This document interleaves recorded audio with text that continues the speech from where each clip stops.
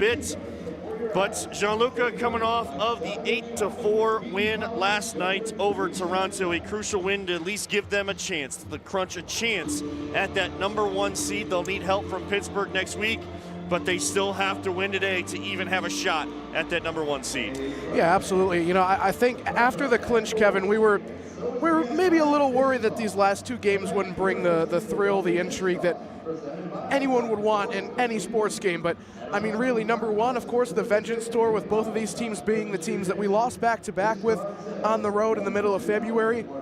We're 1 for 2. We got to finish out strong today. But also, like you said, still fighting for that #1 seed with a win in regulation today. The Crunch will overtake the Crusaders, but they do have that one game in hand. Like you said, next weekend against Bridge City, a loss or an overtime loss would propel Cleveland to the 1 seed. So really interesting stuff.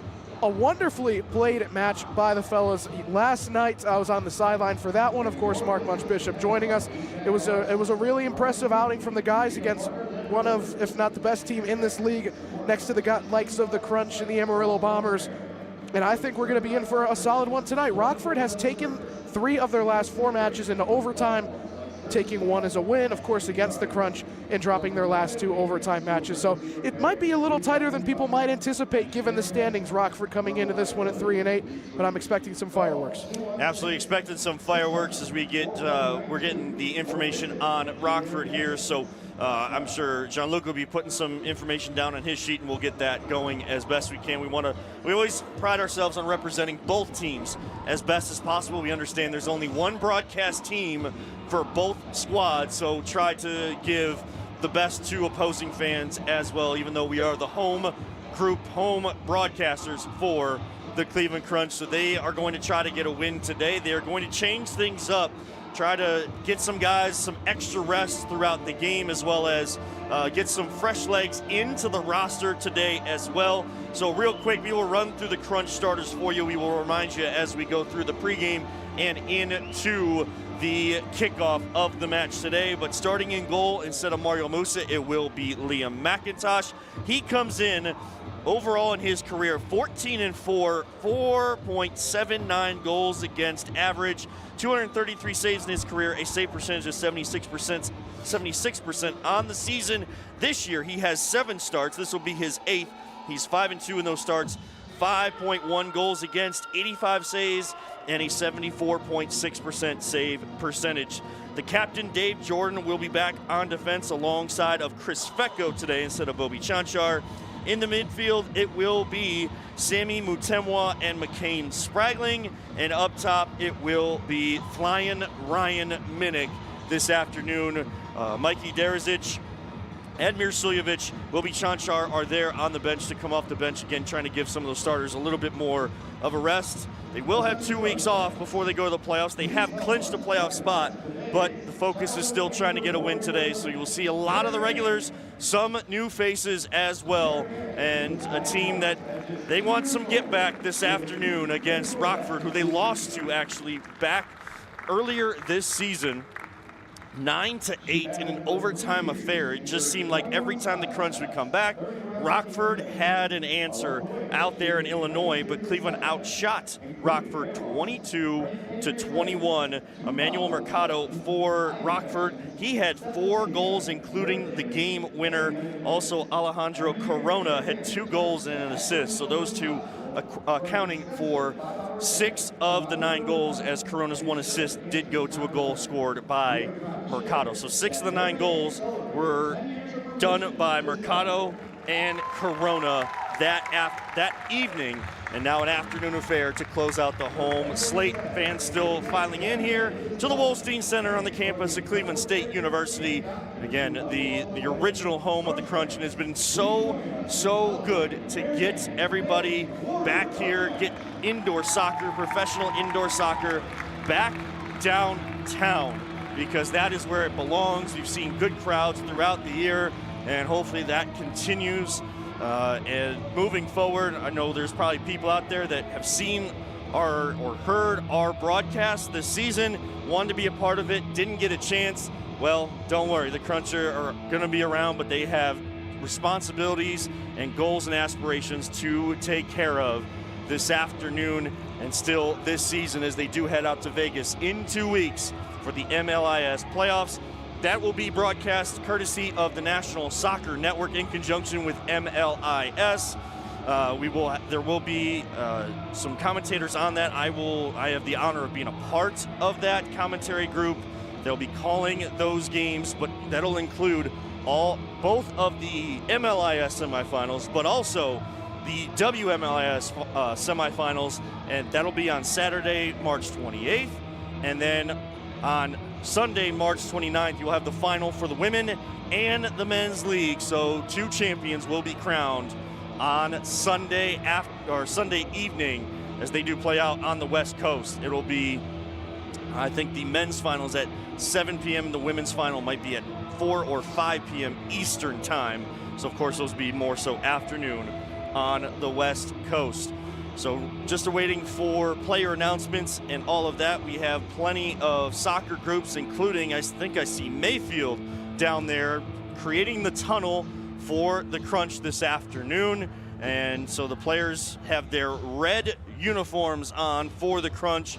They will have the red uniforms, white letters, white numbers on the back, white trim, of course, and then the red shorts and the white trim going down the sides. And we're waiting Rockford to come out and be announced as well. It looked like they were going to be wearing some black and gold here this afternoon, but we will see that in just a little bit. Again, the Crunch coming off the 8-4 win last night. The man of the match, Mario Musa, getting a day off today. And so to get set for those playoffs out there in Vegas, really it was true domination from the Crunch. They were up 6-1 in the first half. Seemed like they were taking advantage. Toronto did have a shortened roster yesterday, and then they didn't score from the 16-second mark to go in the first half until into the fourth quarter. Toronto was slowly chipping away. They got as close as a 2-goal deficit, 6-4, and then the Crunch put things away, sealed the victory, put in 2 goals there in the fourth quarter, and won 8-4, sent a very large crowd home happy. And we still have a crowd filing in today, expecting another decent crowd here in the house. So as we get set for this, we will get to the starters for Rockford in just a little bit. Actually, I can run through those because I was just sent a picture of their starters right now. So starting in goal, it will be Daniel Bolaños. On defense, Isaac Mora and excuse me for mispronunciation, Abduale, and then Alejandro Juarez and Alberto Gutan will be in the midfield, and Herberto Dominguez will be out there with them as well. So we will see Rockford come out. They're going to be coming out of their locker room in just a little bit. We'll have pregame festivities and all of that sort. Gianluca, what do you expect from this group here this afternoon? I'm going to expect at least a fairly well-fought game, taking a look at all of Rockford's fixtures. They're 3-8, but similar to a lot of the lower teams in the Northern Division, they have given just about every team that they faced off against this year a proper fight, especially, like I said, in their last 4 matches, 3 of them have been taken overtime, and they've taken 1 of those overtime matches against the Crunch.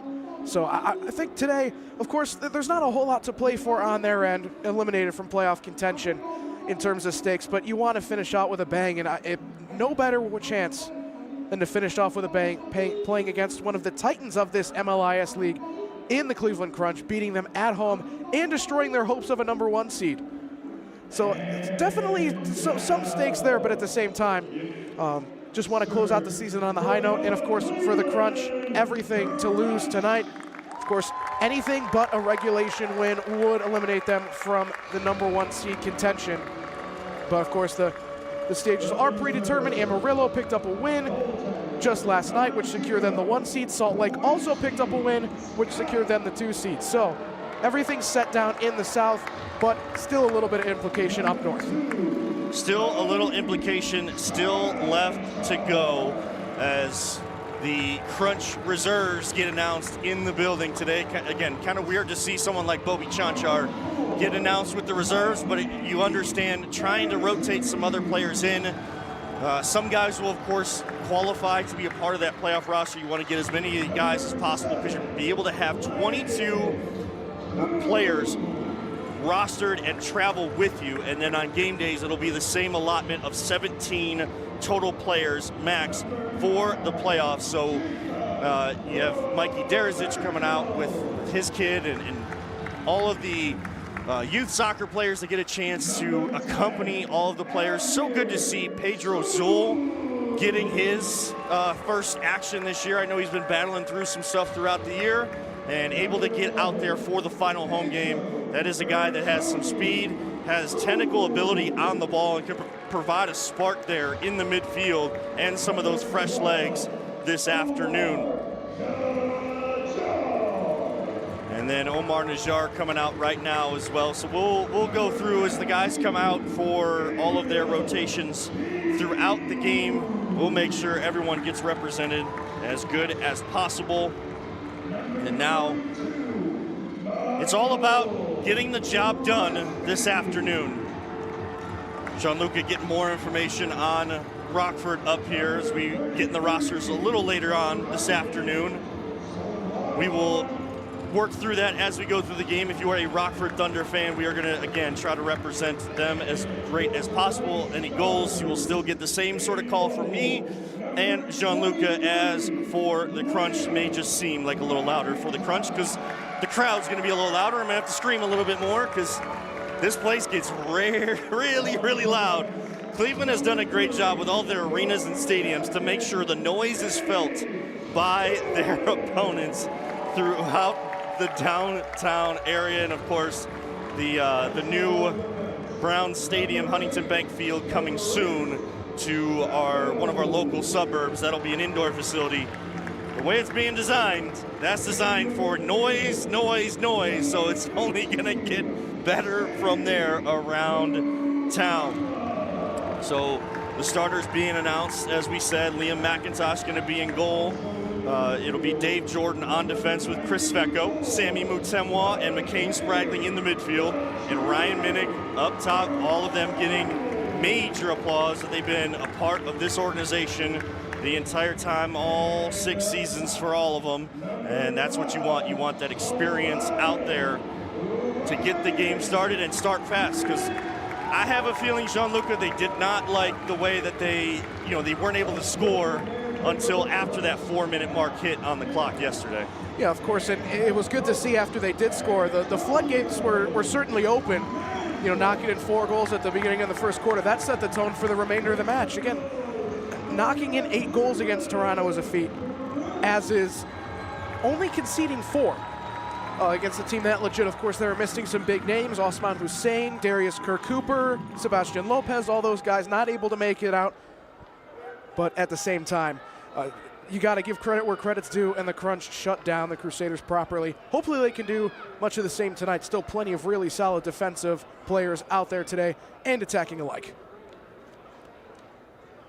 So we will have the anthems coming up here. It'll be a local legend here, or excuse me, a local celebrity, but probably becoming a legend at this point. Was on The Voice, was working for Cleveland.com. He has adopted Northeast Ohio as his home. He grew up in Florida, but his family was from here. He had family back here. He would come and visit and spent a lot of time with his grandpa. He tells these stories all the time, but a moment of silence real quick in the arena.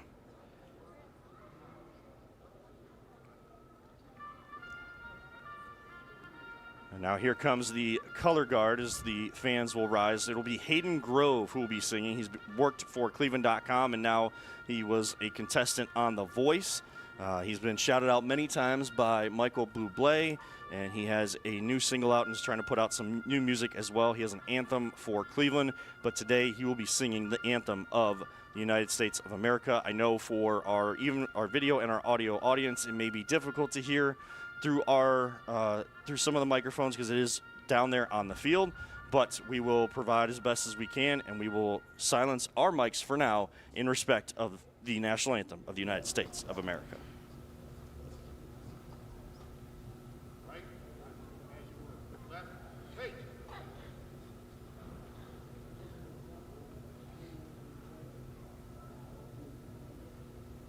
If you are able, please rise for the national anthem, sung by Hayden Grove.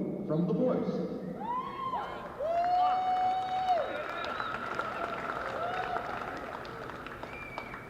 So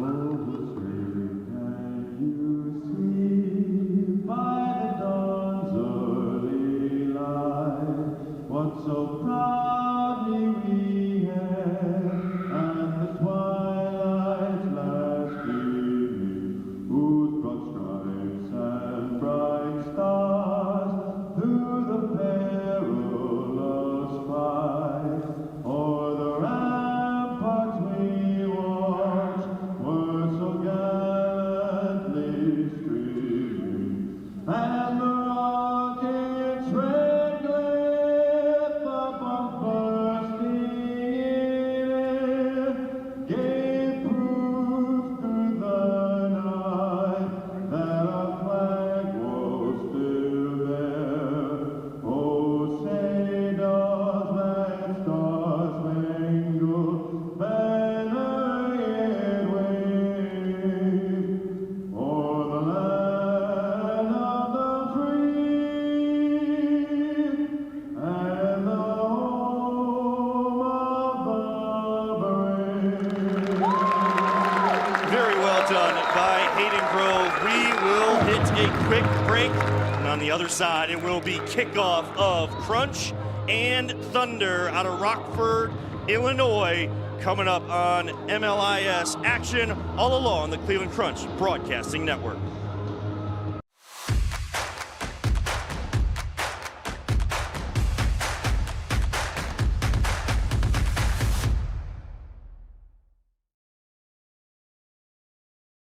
No losses, I don't do lipo. A few screws loose in the head, I'm a psycho. Promise you the bar just as real as the bite though. Misunderstood, you can call me a typo. I shine hotter than the stars in the night though. Hate the who's who. Temwa to Suljevic. It is so beautiful. Now Suljevic, oh, what a cheeky little touch with the outside of his right foot, waggling from Najar. He will take the camera. A little celebration for the camera. Keep an eye on Cleveland Crunch socials for that.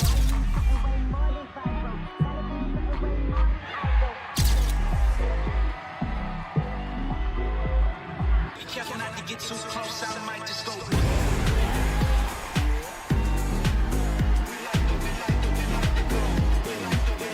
Bozak goes to his right foot with a rip.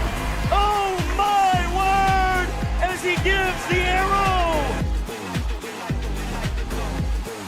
Boom, I'm like a bomb in a room. Blow up the spot, everybody gotta move. Life or death, everybody gotta choose. Life or death, not everybody Minnick to Derzic. Derzic off to the busted.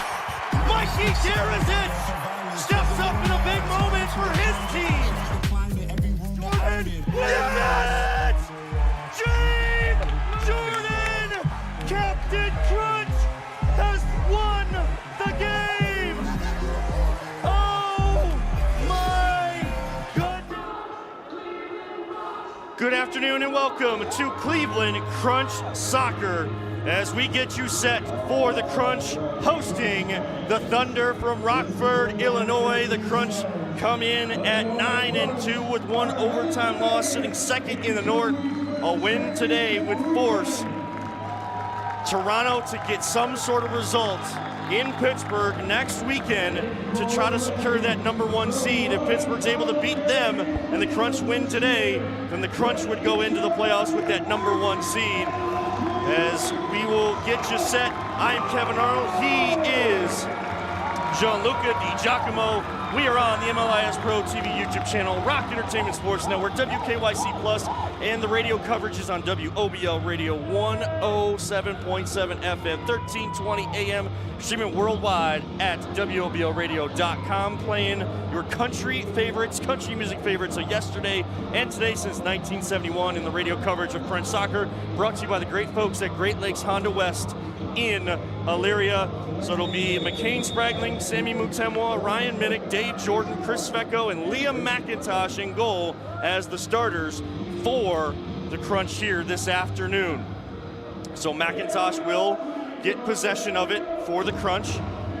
McIntosh does earlier in the match venture further out of goal than Musa will, but they always retreat back. It'll be Daniel Bolaños in goal for Rockford as he will get possession on the errant pass from the Crunch. So the crowd still filing in here to the Wolstein Center. Thank you so much for jumping in with us, including our LPV Productions crew, bringing you the sights and sounds, all led by production director Peter Tellep. Jordan will pressure the ball up top. He will dispossess, and Bolaños will have to come and get that. As we go the other direction, Dominguez on the ball now for the Thunder. The Thunder are in their black uniforms, gold letters, gold numbers, gold trim, and black shorts with gold numbers on the left hip and gold trim down the sides. Goalkeeper Bolaños in a bright neon green goalie kit this afternoon, as we saw with the officials. Yesterday, the officials are wearing purple this afternoon. 13:36 to go, first quarter, no score. Thunder in possession. Thunder come in at 3-8, 2 overtime losses, 1 overtime win, and dispossession in the midfield. Mikey Derzic off the bench. He will stop and turn. He'll find Sujovic coming off the bench today, the dynamic duo, and dispossessed there. Derzic, I think a lot of people thought he was going to go attack the goal, kind of stopped on a dime. As Landon Kuhn comes in, a bit of a change to the roster last minute for the Crunch. It was supposed to be Tomasz Nagy, but Nagy will get the day off, and Landon Kuhn will take his spot. Bobby Chanchar off the bench, as well as Gabriel Piwu and Michael Presby in the match for the Crunch. This will be his 4th game played this season. So here comes Rockford with it at midfield. We'll send it over to Bolaños. He can shoot from deep, he will, and he will send it deep into the bowels of the Wolstein Center. Out of play, 12:33 to go, still no score. Kind of like the ambition from Bolaños there. Actually scored a goal in the win that they had in overtime in Rockford against the Crunch. So clearly a guy that can push up and attack if need be. It's always interesting to see, I feel like in the 3 years that I've been calling games, Kevin, that the goalkeepers do seem to be pushing up more and more, becoming more and more of a staple in building up on the offensive side in the indoor game, and Bolaños seems to be one of the guys on the farther side of the curve in terms of that trend. So Brendan Swan in the match along with Omar Najjar. Piwu stays in there. Pedro Zul making his first appearance. Love to see that for him and this team. Wearing the number 11, Jacob Roberto also in there. A guy that can hit you with a shot from deep or be Johnny on the spot in front of goal as well, whatever you need. Jacob Roberto will provide that for you. Zul, good touch off his chest. He'll send it back. Pedro Acosta on the defense there. As Swan will collect from Liam McIntosh. 11:42 to go now. Still no score. First quarter, Crunch and Thunder from Illinois in action this afternoon. Crunch looking to win, go to double-digit wins yet again this season. McIntosh getting some pressure. Acosta is there. McIntosh does just enough to get it to Mutemwa. He will use that big body, posting up towards the goal. He will get around one defender and two. Now finds Spraggling far side. As the Crunch go right to left. Mutemwa with the high press. Piwu as well. Not able to tackle there, so here comes Rockford. And their captain, Isaac Mora, this afternoon. Mutemwa will get the foul on Mora. Mora goes down.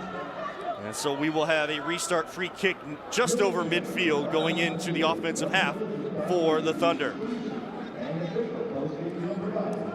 So back it goes to Bolaños. He will have it as his foot, the goalkeeper. He'll find Dominguez back to Bolaños. Thunder trying to find some offensive rhythm here early. 10:44 still to go with no score in the first quarter. Shot coming in off the wall. Another shot coming in.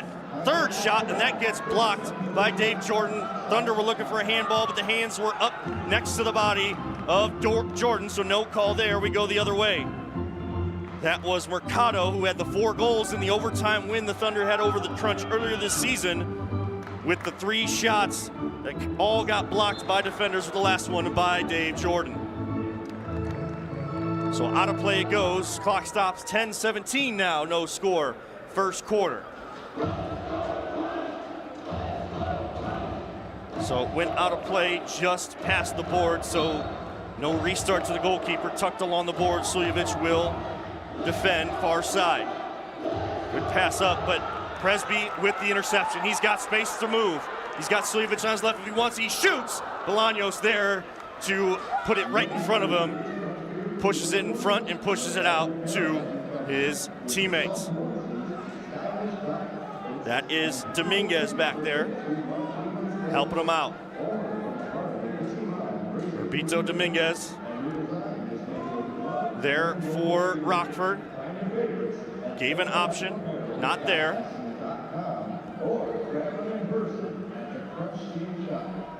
And here comes Suljevic to pressure. Again, Suljevic, Derizic, Chanchar, the usual starters coming off the bench today. A little bit of a different rotation, trying to throw a little different look at Rockford, who's had a day to prepare for the crunch. They played the other day. Shots coming in off the walls from the Thunder, but nothing really doing. McIntosh never felt pressured there to make any sort of save. And the crunch will go the other way. What a pass there from Suljevic up to Chanchar just to move the offense up. Now he'll try to pick out a pass to his running mate, Derizic. Derizic gets knocked down, no call there. Crunch stay in possession. Kuhn gets away, not able to get it off the wall. It goes off the shin guard of Bolaños. Chanchar will race back to collect and send it back to McIntosh. 8:52 to go now. Very similar to yesterday's start. Some shots coming in, not a lot pressuring the goalkeepers. We got a lot of the action from the 4-minute mark and under in each quarter in the first half yesterday. Here comes Derizic. Derizic has Suljevic to his right. He sends it to him off the wall. Nobody there. Roberto had made the run a little too early. And Bolaños just collects the ball, popped up in the air. Thunder go the other way. So back and forth possession so far, Gianluca. Yeah, I mean, I really, really like this energy from Rockford so far. I mean, they've been pushing up. They've been pressuring the crunch quite a bit. And when they get up there, it seems like they get a relatively decent volume of shots on one go. And they've been preventing a good amount of transition play from the crunch as well. So certainly exceeding my expectations for a team, you know, traveling a number of hours up from Illinois, eliminated from playoff contention. They're still showing up and showing out. So the Thunder in possession still. That was Abdoulaye. They're in possession. Now the Thunder with it to Dominguez. Dominguez works it to the corner. He'll get it back. Far wall. Abdoulaye will win it. Now send it to the far side. Back to Dominguez as they look for options. Opening up for it will be Marcos. To Abdoulaye. Abdoulaye back to Dominguez. Over here near boards right below us, near midfield to Marcos, and he will send it back to Bolaños. Yeah, Talavera was a guy, only 1 goal and 2 assists on the season, but both of those assists coming in that overtime win over the crunch. But yeah, today, as of now, the Thunder not bringing a whole lot of guys with a ton of experience, a good amount of their starters. Daniel Bolaños, 5 appearances, Alberto Gaitan, 3 appearances, Dominguez with 9, Edwin Sanchez with 4, and Abdoulaye Bangura with 7, Isaac Moore with 3. So a lot of guys that haven't had a lot of consistent playing time, but still overall putting on a pretty cohesive showing so far. And again, as we saw yesterday with Philip Zendelek, one of the best goalkeepers in the league, allowed to venture forward. So is Bolaños here today. I don't know how, if you're looking at it the same way, but when the goalkeeper's coming up and if they have that shot just outside that yellow line, I feel like someone needs to step quick, force them to pass, but Minnick wins it. Goalkeeper out! He capitalizes and punishes the Thunder! Bolaños got caught out too long, and the mistake leads to a flying Ryan Minnick goal. 1-0 crunch, 6:16 to go in the first. And you know, ironically enough, Kevin, we were just kind of praising the trend of guys coming out, you know, being a part of the offensive unit, but then we just saw how it can come back to bite them. Bolaños is displaced. Dave Jordan reads that pass from a mile away, wins it, and plays it to Ryan Minnick. Just a little bit of a chip as it rolls into the back of the net. Good stuff from the crunch, just catching their opponents off guard there. Brownie the Elf is in the house. Yeah, Brownie the Elf. I think we were supposed to see some mascots here today. We got Kickster for the crunch. Brownie the Elf getting everybody hyped up. Of course, Moondog couldn't be here.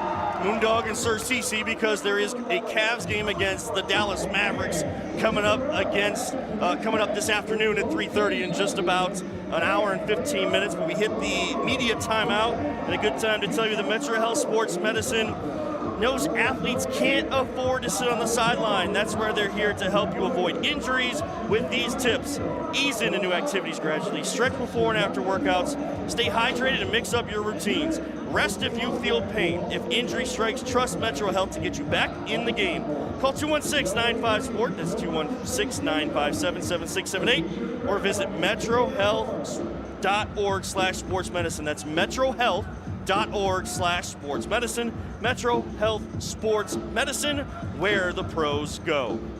So we'll get back underway out of the timeout.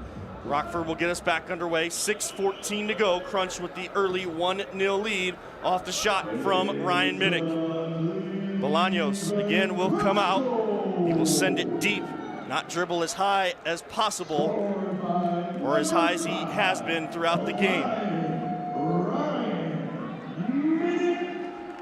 We also have the hot dogs in the house from the Guardians. And my son actually took a picture with them. He's usually afraid of mascots. And so hopefully that's going by the wayside this afternoon. Good stuff. Onion, she's got a great nature about her, you know? It's a good place to start. It's a good place to start for sure. As my wife shows me the pictures up here in the broadcast booth. I'm very happy to see. So good news on two fronts. Ryan Minnick gets the scoring started for the Crunch. My son is no longer afraid of mascots, which is so good to see. He's always staring at him from a distance, wanting to go talk to him, and then he runs away. So it's good to see that he is with them, my son Lincoln. Shot coming in. Good block from Sammy Mutemwa off the shot from Abdoulaye. So the Thunder still in possession. Derisic has to sprint back on Mercado. He does win possession, sees a double team deep in his own corner. Somehow gets away. Now he's on the sprint. He's got room. He's got Presby. First touch. Presby stays with it. Good tackle there, though. Presby goes down. No contact to the body, so we play on. Thunder coming the other way. There's the other Bolaños out there this afternoon, Diego Bolaños, who was in the sprint, forced to retreat all the way back to midfield. Bolaños, Daniel, the goalkeeper, gets it from Diego. Daniel now will send it to Isaac Mora. Mora against Derisic, rips with his left foot. That one goes wide. Had a player on the back post. Chris Fecco had good positioning. Then an errant pass goes into the middle, and the Thunder strike with Marcos Talavero. Marcus Talavero punishes on the mistake, loss of possession from the Crunch. So two mistakes, one both sides lead to a goal. 4:07 to go, it's 1-1. Yeah, that's a pretty brutal mistake. I don't think that could have more perfectly deflected off of Heriberto Dominguez there, and Talavera knocking in his second goal of the season.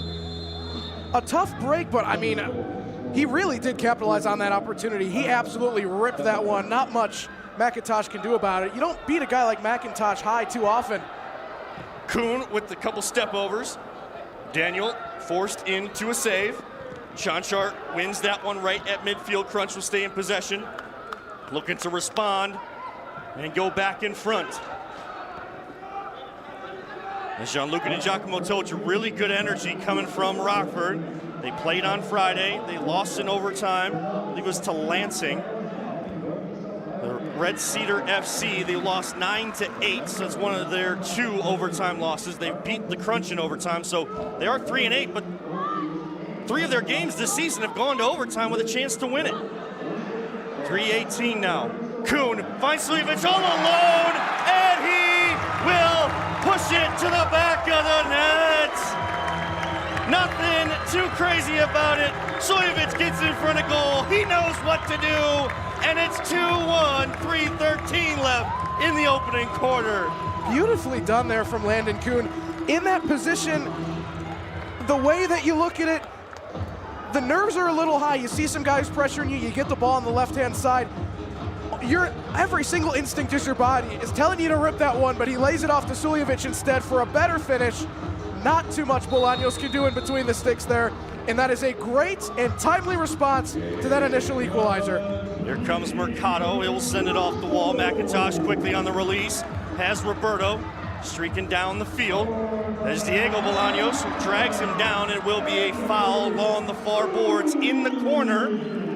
Kicks they're giving Bolaños. Diego the business down there. So the mascots playing a role here already in this one of the match. 2:59 to go. Quarter number one. Crunch lead 2-1. Looking for something off of this set piece that will be taken by Ryan Minnick.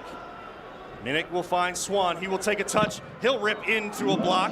Goes as far as Michael Presby. He was fine trying to find Zool, but it only goes as far as Swan yet again. Him and Presby will retreat back to the midfield to their defensive positions. Swan now with his left foot. We'll find Minnick. Minnick keeping his defender on his back, trying to turn. Sees the double team, goes off the wall. Roberto was making the run, not able to get there, too much traffic. Thunder will try to go the other way. Crunch are gonna press high up the pitch. Roberto making sure Daniel Bolaños stays in that goal area as much as possible. And now he has space to move. Here comes Talavero, the goal scorer for the Thunder, trailing 2-1 to the Crunch. Now it'll be Arias who gets it, trying to find a teammate in the middle. Zool is there. Arias finishes as the ball was just sitting there on a tee. McIntosh came out, and Angel Arias slots it home and ties this game at 2 with 1:57 left. Those are the kinds of goals. There's just a little bit too much disconnect there from the Crunch in the back. It's a well-earned goal from him, though, making that run all the way down, but sorry, Ketchup. I thought it was Mustard that always I was always messing with Andre Knott. Right behind us, but Ketchup's having a good time behind us, dancing and having a good time. But Crunch want to be having a good time by taking the lead back if they can to finish out this quarter under 2 minutes to go, 1:54 left. So apologies to any Thunder fans. I was trying to give that my best shot, and I see a giant hot dog in my peripheral. Hard to keep your focus, you know. Oh, it's Fan Appreciation Day for sure today, as the mascots from some of the pro teams here, the Browns, the Guardians, are here to show up. As we said, the Cavs mascots cannot be here. They got to show up for their team, who play at 3:30 this afternoon. Jordan with the left-footed rip that goes way up just over the lower bowl of the Wolstein Center. So it'll be a restart once they can get the ball back in play. 1:26 to go, first quarter, 2-2. Early thoughts here, Gianluca. Again, yeah, just to kind of rehash what we mentioned before, the energy from this Rockford team is solid. They've done their homework. They seem to always have a numerical advantage on the attacking end. I mean, it seems like just about every time they push an attack, there's one guy open, making some kind of dynamic run, overlapping, inverting, you name it. They've covered all the bases so far. Svetko off the wall, trying to find Mutemwa. Good defense there by Abdoulaye. And the Thunder able to win back possession with 1:03 left here in quarter number one. Game tied at 2. Here come the Thunder. Of course, the Crunch, when they lost 9-8 in overtime, they were a little short-handed, but that doesn't, showing up that it does not matter. You got all of your main horses here today for the Crunch, and it is still tied at 2. The Thunder definitely play well against the Crunch this year, and sometimes you have those teams. Here comes Bolaños. No one stepping. He will pass this one instead. It goes to the middle. Looking for a shot. Suljevic and Svetko. Svetko there for the block. Now Svetko will try to push and counterattack. Here comes Suljevic. Good first touch. He will hold things up. 3-on-3 soccer right now. Presby coming to help. Trying to chip it to Svetko. Maybe try to get a header. Svetko got a little knocked out of there by Bolaños, the goalkeeper. He punches it away. Turfed. Took a little bit of a beating over there. Not sure if the cameras can pick that up, but the officials will put the turf back down, and time will run out here in quarter number one. So it took a little while until about the 6-minute to go mark here in the first quarter. And then we saw 4 goals scored, 2 by each side. So nothing resolved after 15 minutes of play. We'll be back for second quarter action as we are tied. Crunch 2, Thunder 2, all along the Cleveland Crunch Broadcasting Network. At Cardinal Credit Union, we're more than just a place to bank. We're on your team. We're local and proud to put Cleveland families first. And now, anyone can join. Cardinals for Cleveland and for parents. With their first debit card, kids learn smart money habits and parents stay in control with real-time supervision. Chores like walking the dog turn into real rewards. Parents lead, kids earn, and everyone scores. Join online or visit our branches and discover the Cardinal difference. Cardinal Credit Union. People helping people. I'm coming out with my Focuseuticals, my natural energy. You matter.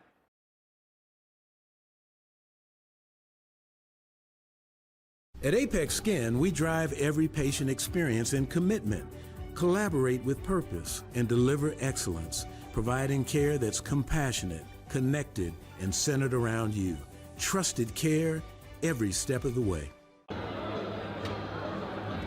Back here at the Wolstein Center, on the campus of Cleveland State University, MLIS action coming at you. Second quarter coming at you. Tied at 2 between the Cleveland Crunch and the Rockford Thunder. I'm Kevin Arnold. He is Gianluca Di Giacomo. And of course, we thank Consumer Tire when it comes to tires and auto repair. Trust the team that puts family first. Consumer Tire is a family-owned and operated business delivering honest service, quality parts, and dependable repairs across Northeast Ohio. Visit Consumer Tire in Menor, Chardon, Macedonia, Massillon, or Solon, or head to consumertire.com to book your next service. Consumer Tire, the official tire company of the Cleveland Crunch. So the teams will come out of the quarter break, and they will switch sides. So the Crunch will now go left to right. 15 minutes on the clock. Again, I am Kevin Arnold. He is Gianluca Di Giacomo. We are on the MLIS Pro TV YouTube channel, Rock Entertainment Sports Network, WKYC Plus, and radio coverage on WOBL Radio, 107.7 FM, 1320 AM. Streaming worldwide at WOBLradio.com. Radio coverage brought to you by the great people over at Great Lakes Honda West in Elyria. So it'll be the Thunder who will get possession first in this one in the second quarter. And it'll be Pedro Acosta over top of it, and he will send it back to Diego Bolaños. Daniel Bolaños still the starting goalkeeper. He is in there as well. So 14:48 to go here in the first half. Crunch trying to pressure just a little bit more. They come out with Suljevic, Derizic, and Jordan. Jordan, Derizic kind of take each other out. Mercado trying to find Bolaños, not able to do so, and now it's a one-on-one. Too far, though, off the foot of Kuhn to Derizic. Derizic will retreat to the bench, and Piwa will come in to sub for him. Starting defenders that you typically see are out there to start this second quarter. Dave Jordan, the captain, and Bobby Chanchar. Still looking to see if Mark Munch Bishop is going to show up next to Dancing Dan over there behind the goal where Liam McIntosh stands. And we got to get a camera if he does, and he starts dancing after a goal, but I don't see him yet. I don't know if I scared him away by saying we put a camera on him. But of course, the OG, the original voice, Mark Munch Bishop, we thank him for all that he does and all the support provided to the Cleveland Crunch. 13:51 now. Second quarter, tied at 2. Crunch looking to try to take control of this one. Thunder up for the challenge so far. So here come the Thunder. They win it near midfield. And Daniel Bolaños, the goalkeeper, he will venture forward. You try to find the captain, Mora. Mora will send it back to Dominguez. Now over to Gayton. Now to Bolaños. Chanchar down there defending. Kuhn with the handball, and that will be whistled for a free kick just outside the box. Dangerous set piece now coming from the Thunder. 13:09. Clock stops. Kuhn not liking where they spot the ball on this one, but to no avail. So the Thunder will be just outside of that half arc. That arc outside of the box. McIntosh setting his wall with Piwu Zool, and Kuhn.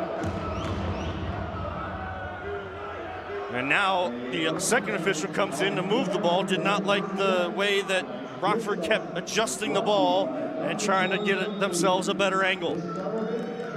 That was off the foot of Mora. That one goes into a block.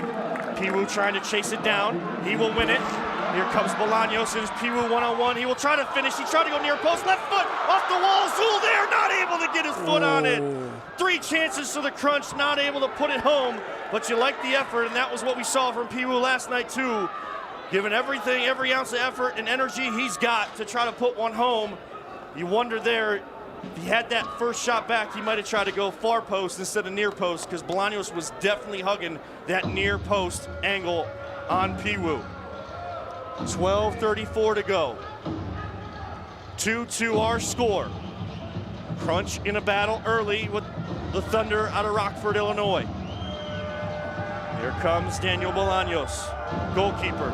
He will step. He will find Dominguez. Dominguez cuts in with his right foot off to the left foot of Mora.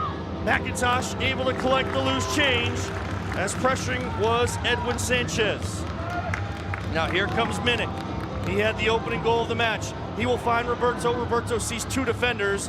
They're able to get the ball off of his foot. As soon as he turned, he saw 2 defenders in front of him. Not much he could do. McCain Spraglin comes off the bench and wins the loose change at midfield.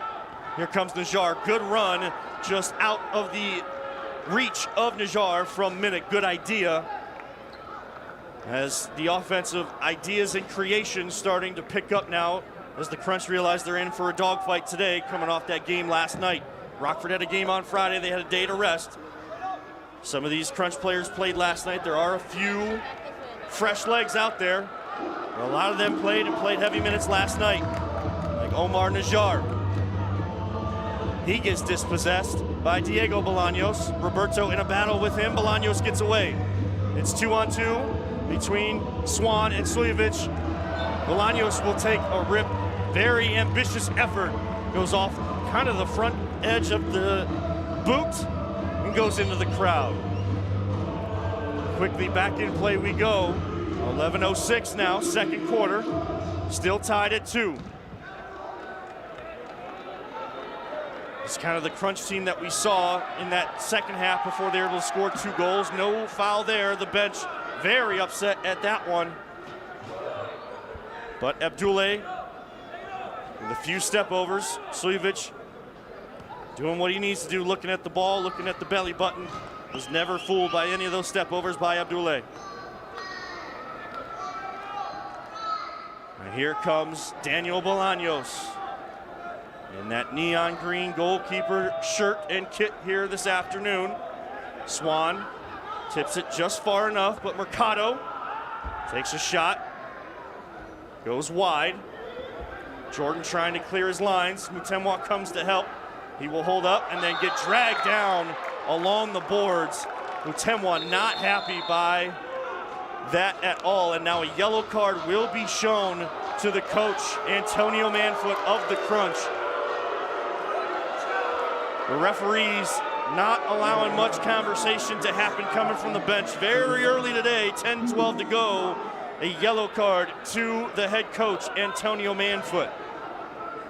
He's still extremely frustrated that no card was shown with the way that Mutemwa was dragged down. Yeah, the drag down, the open space that he had, and kind of the blatantness of it.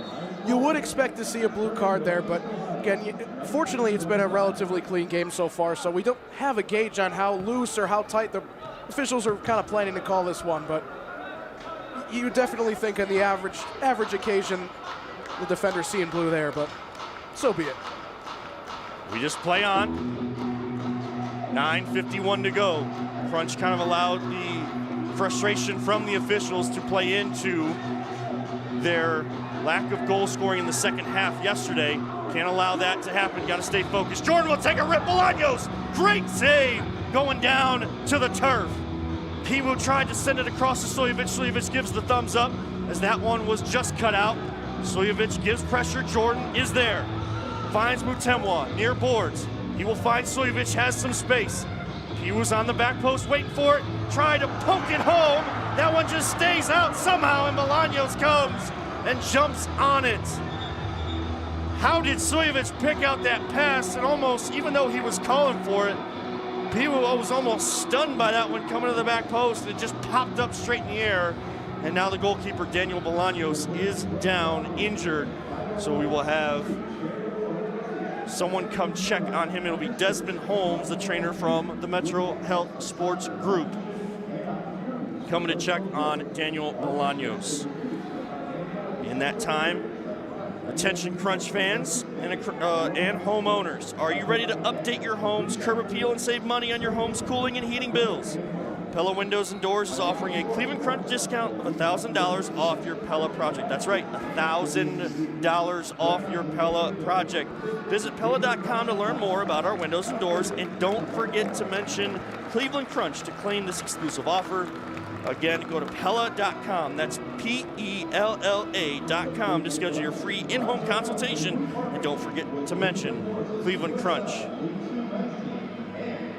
So Daniel Bolaños, the goalkeeper for the Thunder, comes walking over to the bench, and he is definitely holding that right hand, is taking the glove off, and they will have to bring in their backup goalkeeper for right now as Bolaños gets checked out on the bench. Michael Rivera will be in the goal for the Thunder. I think Bolaños was holding his elbow down there. There was a lot of carnage, a lot of bodies on the ground. Don't want to speculate, might have just hit it wrong on the turf. There's not a whole lot of give underneath the layer of turf here at the Wolstein Center, so let's hope he's okay. So Bolaños, a 2-2 goalkeeper on the season, departs. Michael Rivera 0-1 in his one start this year, seventh game making an appearance for the Thunder. 7.75 goals against average with 8 saves and a save percentage of 53.3 for Rivera, wearing a traditional green goalie kit. But he will venture out just like Bolaños. So definitely what you look for with your goalkeepers if you're the Thunder, someone that has good foot skills and can join the attack as an extra attacker. Rivera will retreat. The Thunder in possession. That pass trying to be popped up in the air, maybe for a header in front of McIntosh, goes way out of play. It'll be a restart for the Crunch with 8.5 left. Solid, but on the bright side for the Thunder, it does seem like Rivera is also a guy that likes to trek out and join the offense, because originally I thought that was going to be a bit of a setback tactically, having a guy like Bolaños who's so good with his footwork with pushing forward, but it looks like Rivera's going to fill that role just fine for the time being. Daniel Bolaños still getting checked out by the trainer on the side. Rivera comes in, Kuhn on the ball for the Crunch. Landon Kuhn in his first season. Now he'll find Minnick. He turns with the left foot. That one goes past the goal mount. Sveko there to collect as it rolled along the boards near us. 2-2 our score. 7:54 now left in the first half. Crowd getting into this one, seeing that it's going to be a battle this afternoon. You want to be tested before you go in the playoffs, but you also want to handle your business the way that you're supposed to. I'm sure that's the messages right now. Sveko posting up, trying to get away. He will be dragged down by his arm, and this will be a dangerous set piece for the Crunch, well earned by Chris Sveko. Good to see Dave Jordan treading out there for this free kick. Hopefully we'll see that lethal left foot that we love to see in positions like this. Bringing Suljevic out as well. So all the set piece guys coming in. Looks like McCain Spragling trying to kind of creep his way into the backdoor area on the far side. Jordan and Suljevic over it. And then a stoppage in play. I think a timeout will be called by the Crunch, so it'll kind of, I believe, also fulfill our media timeout here. So tied at 2, 7:31 to go. Crunch will talk about this set piece opportunity. Definitely dangerous with the ball sitting just outside of the box, but if you need a ride, Cleveland Crunch is proud to partner with AmeriCab, Cleveland's premier cab company, as the official transportation provider of the Cleveland Crunch. Whether you're heading to the game or just need a ride across town, AmeriCab is here for you. Call 216-881-1010 1-1 to book your ride now. I am Kevin Arnold. He is Jean-Luc DiGiacomo, our LPV Productions crew, led by Peter Tellep. Here bringing you the sights and sounds to the MLIS Pro TV YouTube channel, Rock Entertainment Sports Network, WKYC Plus, and audio on WOBL Radio Lorain County Country. Tied at 2 with 7:31 to go. Crunch are in a dogfight this afternoon. Yeah, this one is really turning a much more evenly balanced game than I might have anticipated early on, and what a bunch of fans, based on the score sheet, the standings, what have you, might have been anticipating. But so far, it's been a really, really exciting one. The Crunch still trying to find a little bit of synergy up top, but on the other hand, again, the Thunder just look really good, very harmonious in the way that they're building up. Similar to the qualities that I see, in the Crunch. I always like to say the Crunch sometimes offensively, they look robotic. Everything's kind of predetermined. Everyone's a step or two ahead in their minds compared to what's going on in the field. And you see that in the Thunder a lot based on the way the guys are making runs, crashing into the box. It is really pleasant to see, again, a lower level team in the Northern Division putting up a fight against one of the big dogs. This is what you want to see if you're the commissioner, if you're an MLIS fan, if you're seeing teams really give a fight, because it certainly has been top heavy in the past, but fortunately we're starting to see that gap really, really close down, especially this year. Suljevic will be over this restart. Free kick just outside the box. A couple guys on the post. Suljevic will find Derizic, and that one kisses off the post and rolls to the back corner. Suljevic to Derizic is always a beautiful thing. And it makes it 3-2 with 7:27 left in the first half. Yeah, that's beautiful stuff. Again, Antonio Manfoot, Dave Jordan, everybody that's involved in those set pieces, they always have a trick up their sleeve, Kevin, and that moment was no different. You kind of saw Dave Jordan give, I'm not sure if that was a theatrical type of thing, and, kind of giving a little look to Suljevic, and led to the distraction. He laid it off for Derizic, and he puts it in, planting it off the inside of the post. Lovely, lovely stuff. Chef's kiss to that play. Suljevic putting up the numbers yet again this season, out to 17 goals, 21 assists. Derizic gets another one to his campaign, give him 15 goals. Minnick scored the first one of the game. He's up to 5 goals on the season. 7:06 to go, 3-2 our score. Crunch now lead. Both teams jockeying for position to try to get that double goal lead. Suljevic has it. He gets around Rivera, the goalkeeper. 2 defenders get back. Now 3. He will chip, and it's just off the crossbar. Roberto comes in trying to finish, and it goes wide. That's almost like a pass to Roberto from the Thunder. Suljevic still on it. The attack continues for the Crunch, and now the Thunder win it. Going the other way, Chanchar will battle against Edwin Sanchez. And then bad pass there will find McIntosh. Piwu, good first touch to bring that one down. Suljevic behind the defense. Just had what would have been a spectacular goal chip opportunity. Just went off the crossbar. Back in play. And he gets taken down with 6:15 to go. So it'll be a corner for the Crunch. Another set piece as they're looking to capitalize more on these opportunities. I want to rewind on that play. The recovery defense was the biggest part of that one, giving the Crunch way more trouble than they may have anticipated. Derizic from Suljevic. Good read there from the Thunder and Mercado. But Derizic tracking back from his forward position. That's what you want to see. Good hustle back to win it. After losing possession of it. Suljevic now, far boards, back heel to Piwu. He is away. That one kisses off the wall. No one there in the middle to try to finish that one because that was over Rivera's head. But everyone was still trying to track forward to help Piwu out. Now here come the Thunder with an opportunity. Save from McIntosh. Just kept that one in front. Now Zul on the sprint. Couldn't get away from Diego Bolaños. But you see the speed that Zul brings. And that's what the Crunch want to see back on this pitch. The ability for him to finally get out there this season. Zul came in with 8 total games played, 5 goals to his name. Had an opportunity there, just went off his foot. He will pressure. Good chest pass, but to Dave Jordan, not to a fellow Thunder player. Off the chest of Dominguez. Minnick with it. He will have a defender chase after him. That one ball popped into the crowd over the sideboards. And the Crunch will be pinned up against those boards for this free kick. You start to see the mascot Avengers assembling right behind this free kick as well. Hopefully that'll give some good mojo here. Jordan, it's a goal! Off the pass from Spragling.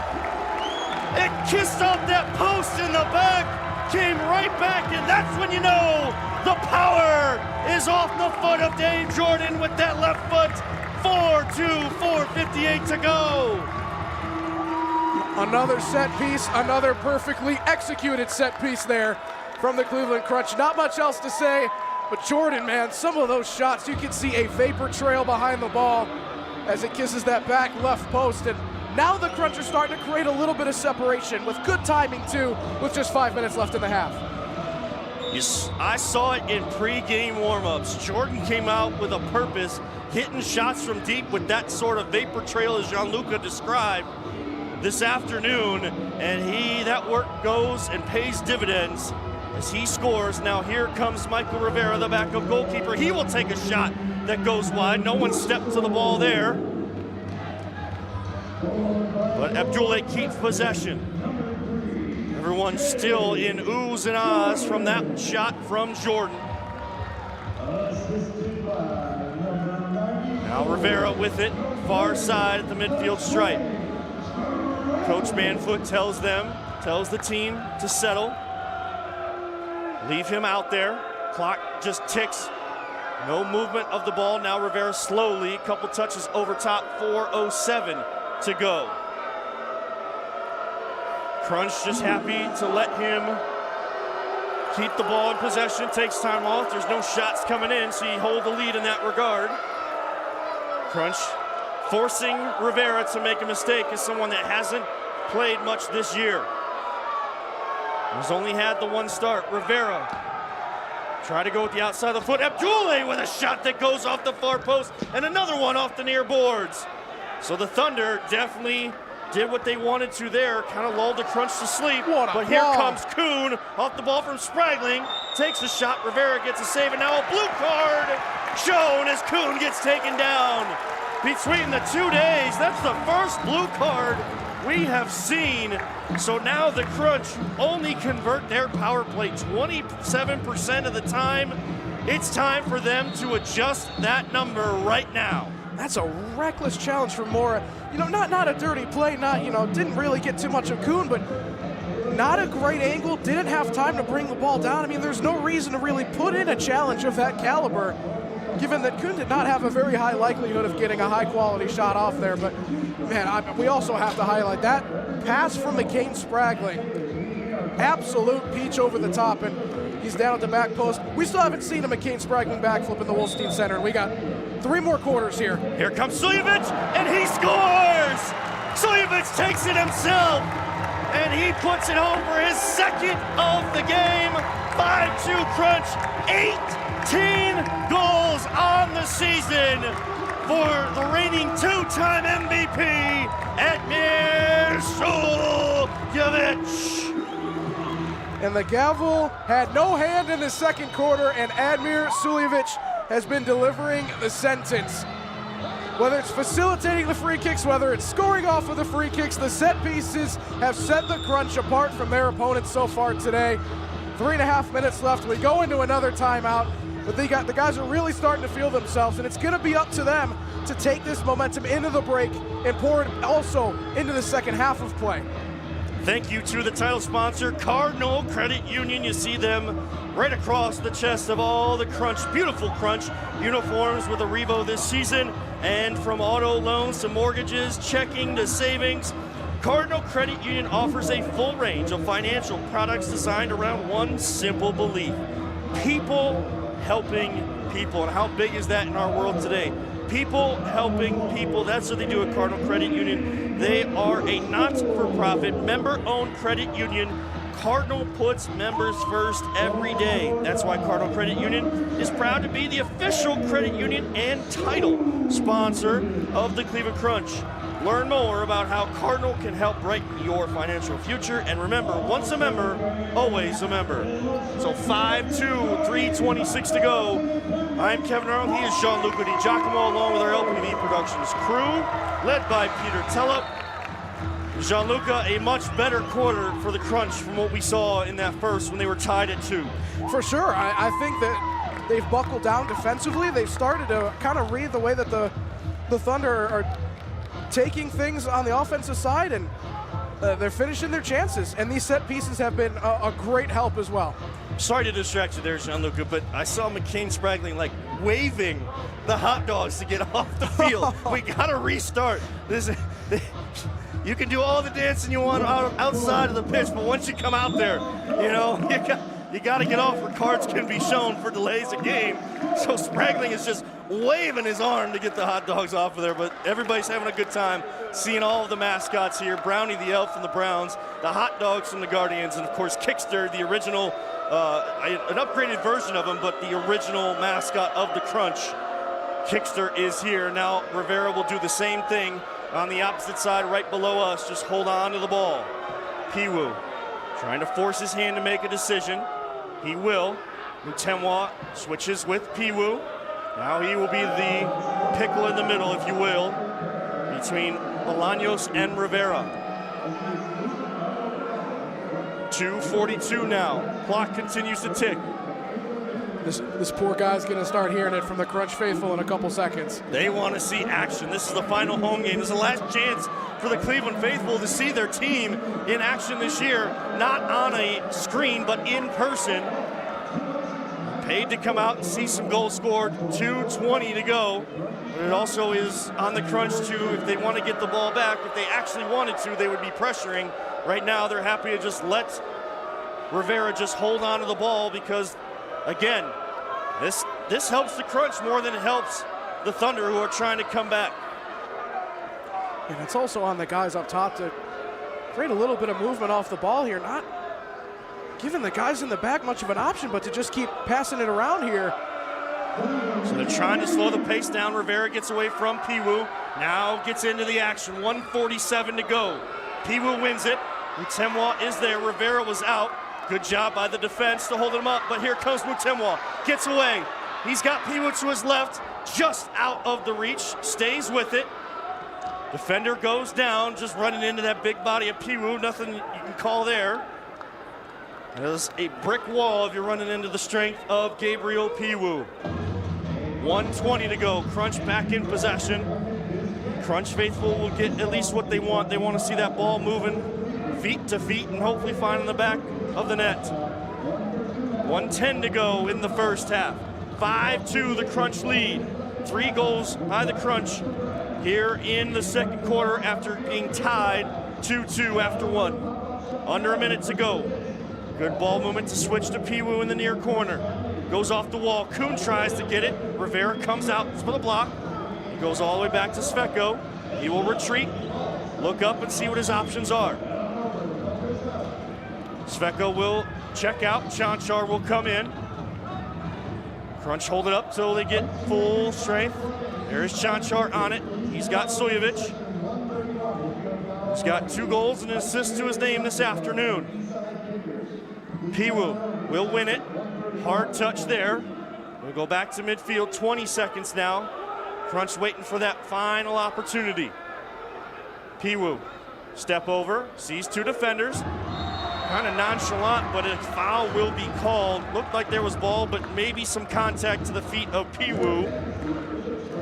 Thunder not happy, but Pedro Acosta, the guilty party. Yeah, Piwu kind of stumbling off. I'm assuming he just kind of scraped the bottom of his, well, I was about to say cleat, but we're playing indoors here. I almost said cleat earlier, too. Yeah. We're on the same page. Bottom of his shoe caught Piwu as he was trying to grab the ball there. And Sojovic catches all of that one to send it 6 rows deep behind the goal, so 11.3. Thunder will get it. And if they're able to hold possession, they will try to probably hold it for the final 11 seconds. Rivera will throw. Nobody there except for Najjar. Acosta will win it off the wall. Nobody there in the middle. Rivera, Derzic wins it, and the clock will hit 000. 30 minutes in the books. A much better 15 from the Crunch there in the second quarter. They lead 5-2 at halftime. Myself, Kevin Earl, Jean-Luc Giacomo, and our LPV Productions crew will be back for your halftime reports coming up right here, all along the Cleveland Crunch Broadcasting Network. Built on service, driven by integrity, trusted through compassion. They serve, we honor. They commit, we care. They sacrifice, we heal. At Apex Skin, a veteran-owned practice, we proudly give back to those that gave so much by offering free scar revisions through our Purple Heart Project. Trusted care for every journey. Visit apexskin.com/care to schedule your appointment today.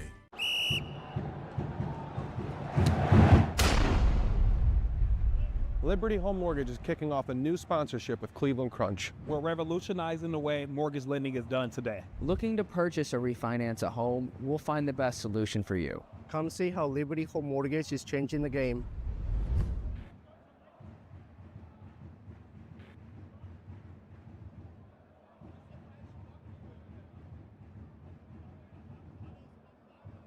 Real ingredients, real tradition.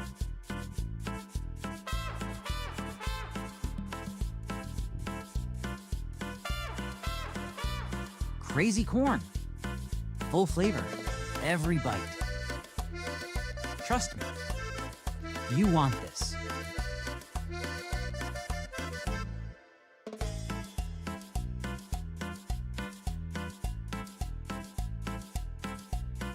I'm coming out with my Focuseuticals, my natural energy. You matter.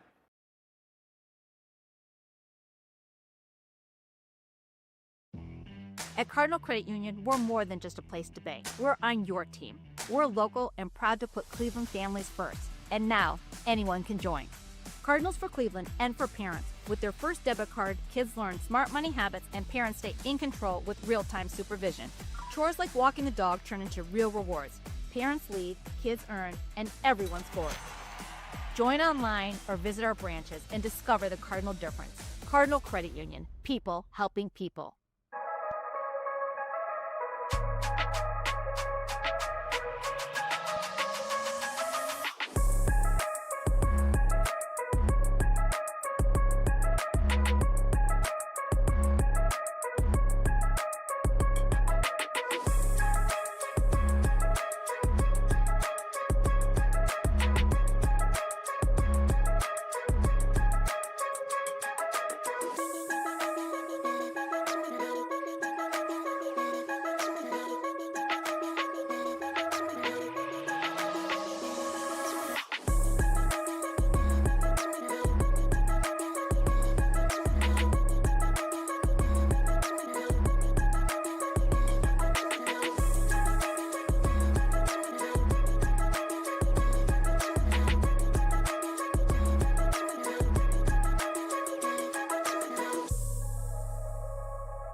At Apex Skin, we drive every patient experience in commitment, collaborate with purpose, and deliver excellence, providing care that's compassionate, connected, and centered around you.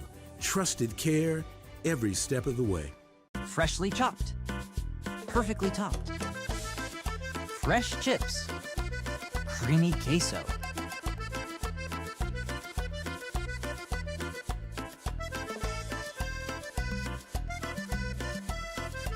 Feeling thirsty? Try one of our signature drinks.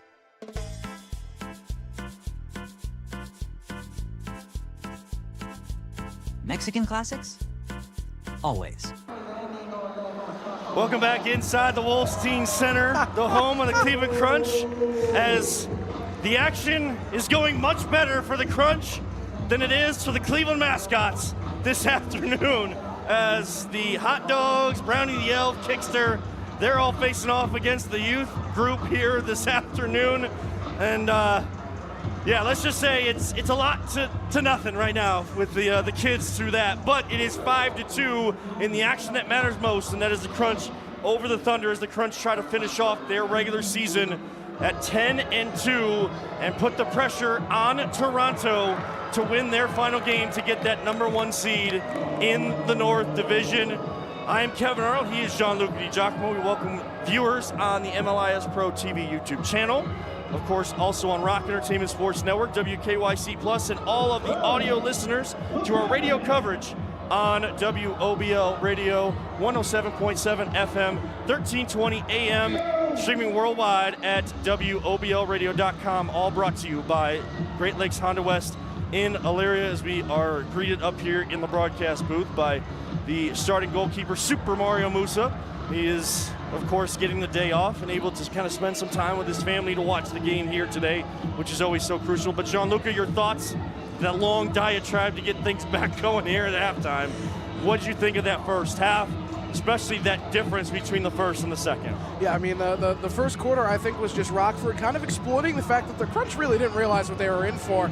They came in with a lot more energy and a lot more synergy than they may have anticipated. But the second half, the Crunch started to figure things out defensively, started to maintain some pressure offensively. But all three of their goals in that second quarter, Kevin, all coming off of set pieces. Mikey Danisic coming from Admir Suljevic from the spot. McCain Sprag a little bit after the free kick, but McCain Spragling assisting an absolute rocket from Dave Jordan. And then Admir Suljevic straight off the free kick with 3:26 on the clock in the second quarter.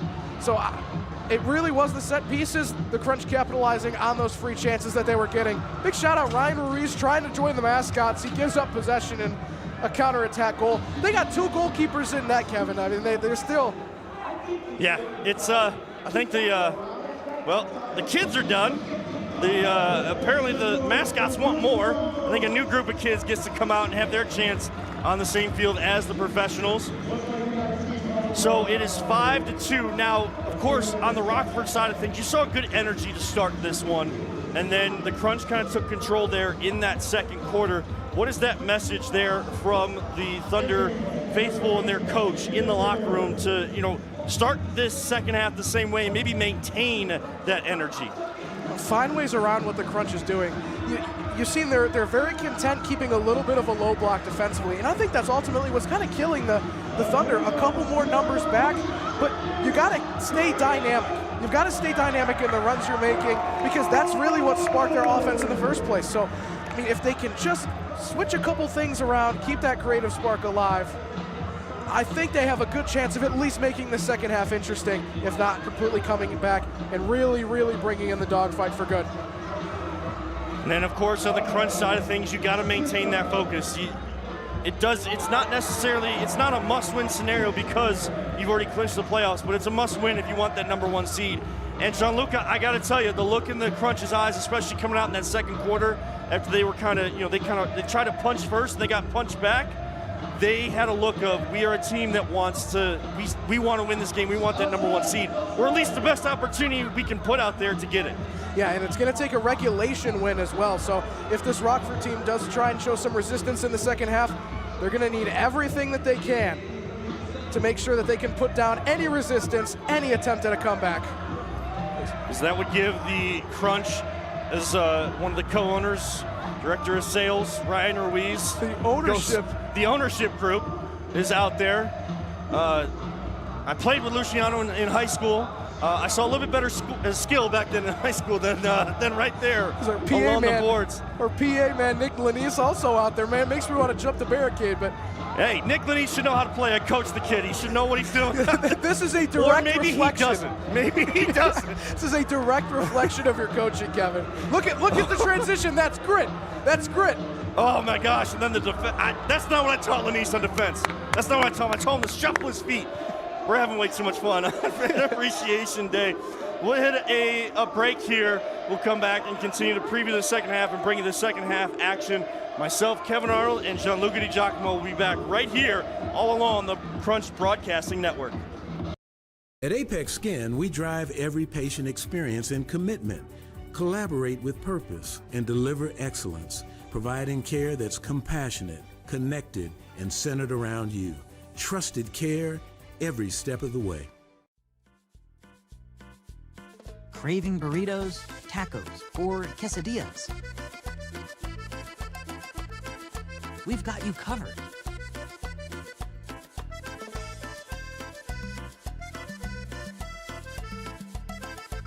Made to order. Every single time.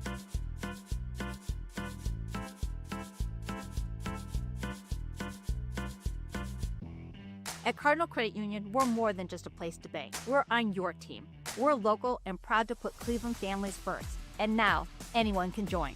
Cardinals for Cleveland and for parents. With their first debit card, kids learn smart money habits and parents stay in control with real-time supervision. Chores like walking the dog turn into real rewards. Parents lead, kids earn, and everyone scores. Join online or visit our branches and discover the Cardinal difference. Cardinal Credit Union. People helping people. I'm coming out with my Focuseuticals, my natural energy. You matter.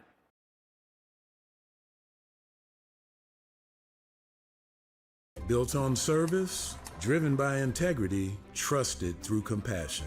They serve, we honor. They commit, we care. They sacrifice, we heal. At Apex Skin, a veteran-owned practice, we proudly give back to those that gave so much by offering free scar revisions through our Purple Heart Project. Trusted care for every journey. Visit apexskin.com/care to schedule your appointment today. Authentic Mexican flavor, made fresh from scratch.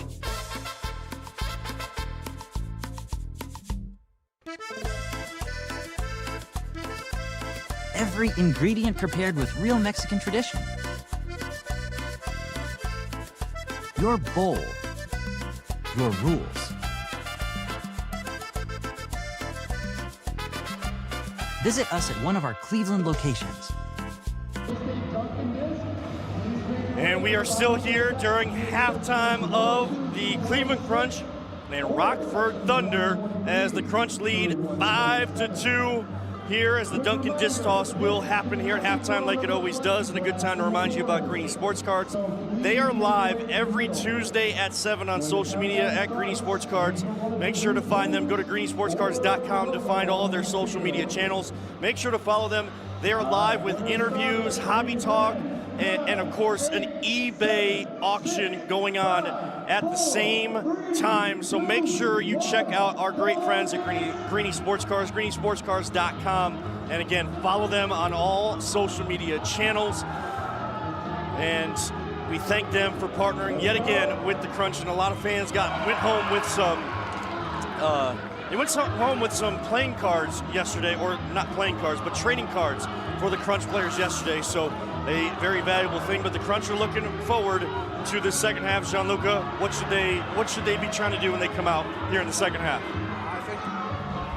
I think it's really just going to be about finishing the job. Did what you did in the first half. Oh!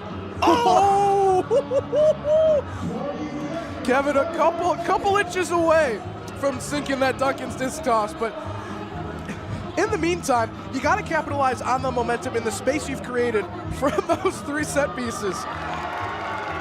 Because ultimately, again, the Crunch didn't build as much offensive momentum as they might have been hoping for, as we might have anticipated in that second quarter. But every time they got a set piece, they got their money's worth. And that has created, like I said, a 3-goal deficit. It's given them some space.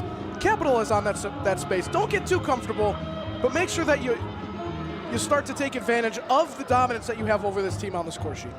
Absolutely, absolutely. Sorry, I had to partake in the disc toss there yet again this afternoon. Man, just that close. Just that close. I was trying to win a prize for my kid. That's all I'm doing. Just trying to be a good dad. That's all. But we are just about ready to get the players back out here for the warm-ups going in to the second half, as they will get the field all cleared. Again, we sit 5-2, the Crunch lead.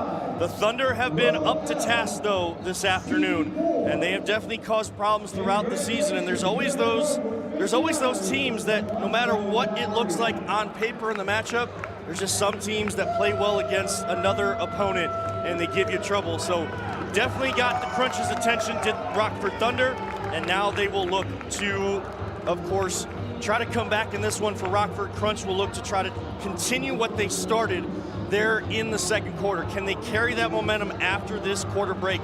We shall see. So 5-2, referees coming back out. Players have still yet to make their way out to the field.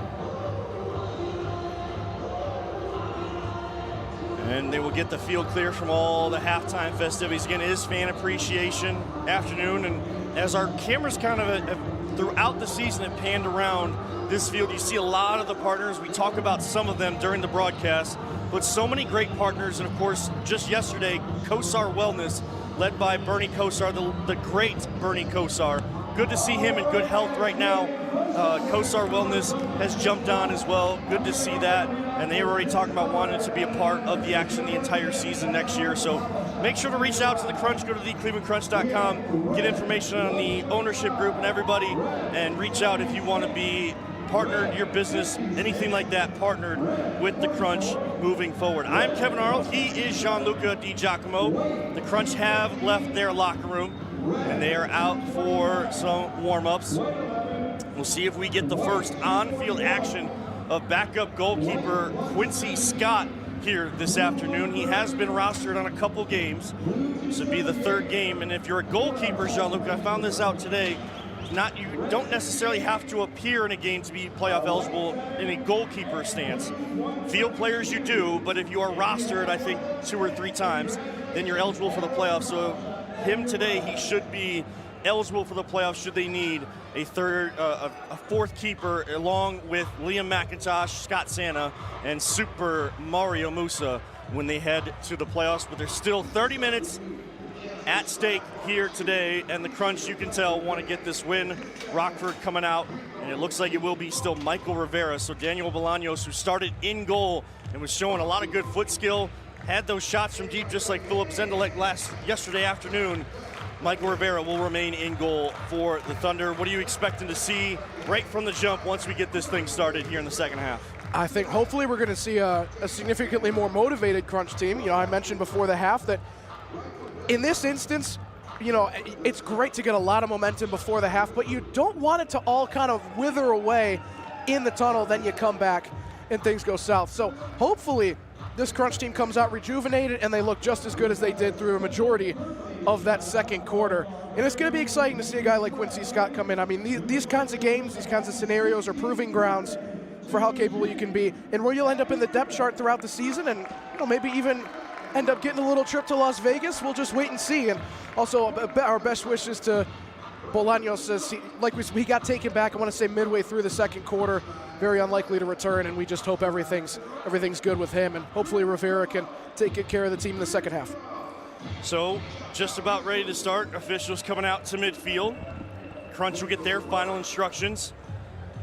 The Thunder kind of doing team-led instruction here at the end of the first half. Bobby Chanchar probably getting some, continued treatment. He was coming back from injury just a few weeks ago, just making sure everything is right. Got a little extra there and being ready for his team as he comes out, and we will see Quincy Scott in his first game appearance. He's been rostered, but his first game appearance for the Crunch. Quincy Scott will be the goalkeeper here in the second half. Liam McIntosh only giving up 2 goals in that first half, doing what Liam McIntosh does day in and day out. 5-2, the Crunch will take the lead as we get ready to start. The Crunch will be going right to left. They'll start the same way they started earlier outside of Liam McIntosh. So Quincy Scott gets to play. He'll be in front of him on defense, Captain Dave Jordan, Chris Vecco. In the midfield, McCain Spragling, Sammy Mutemwa, and then Ryan Minnick up top for the Thunder. Edwin Sanchez will be out there along with the captain Isaac Mora, Herbito Dominguez, Abdoulaye Bangura. I did not see the 5th player there, so early stoppage as a handball is there. Has actually Alberto Gaitan out there on the far side of the pitch. So a quick stoppage there.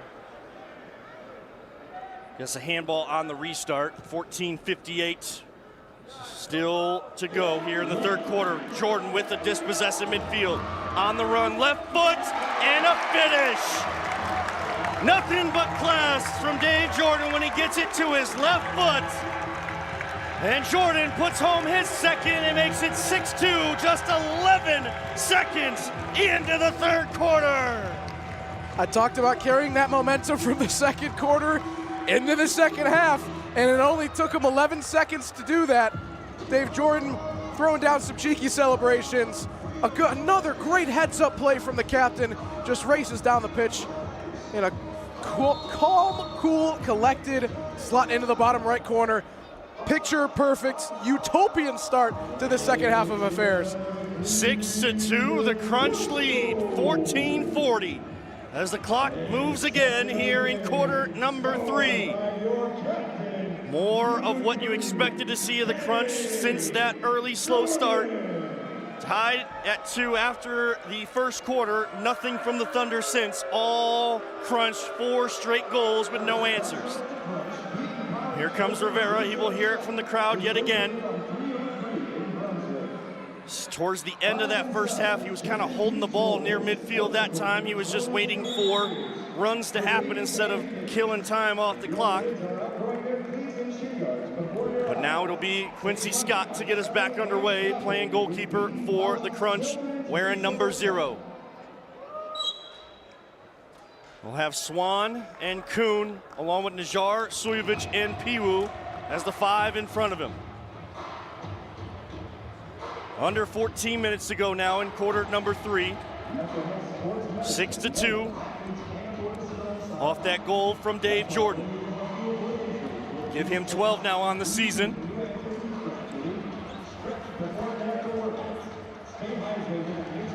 He's making his 11th appearance of the season, 11 of the 12 games he's been able to play in.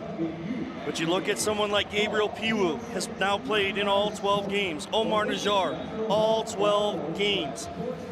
Liam McIntosh played in all 12 games, so you got that consistency throughout the year from several of these players and others that are sitting at that either that 10-game or 11-game mark. And that's what you want to see if you're going to build the right kind of chemistry to try to win a championship coming up in 2 weekends. 13:27. Crunch 6, Thunder 2. Scott comes out, finds Sujovic just enough. Now Piwu on the run, one-on-one. He's trying to find Najar. We'll get some pressure behind him. That is Marcos Talavero. He scored 1 of the 2 goals today. He goes 1-on-2 with Piwu and Swan back.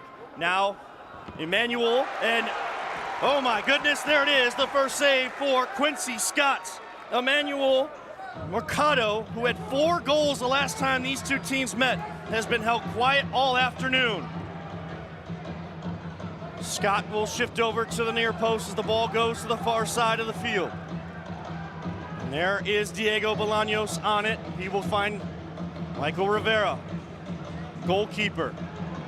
Forced into early action today, sending all of our best out to Daniel Bolaños, had to leave with an injury. I'm Kevin Arnold. He is Gianluca Di Giacomo here for MLIS action. Crunch trying to finish the season the right way. Win their games, all their games here at home this year.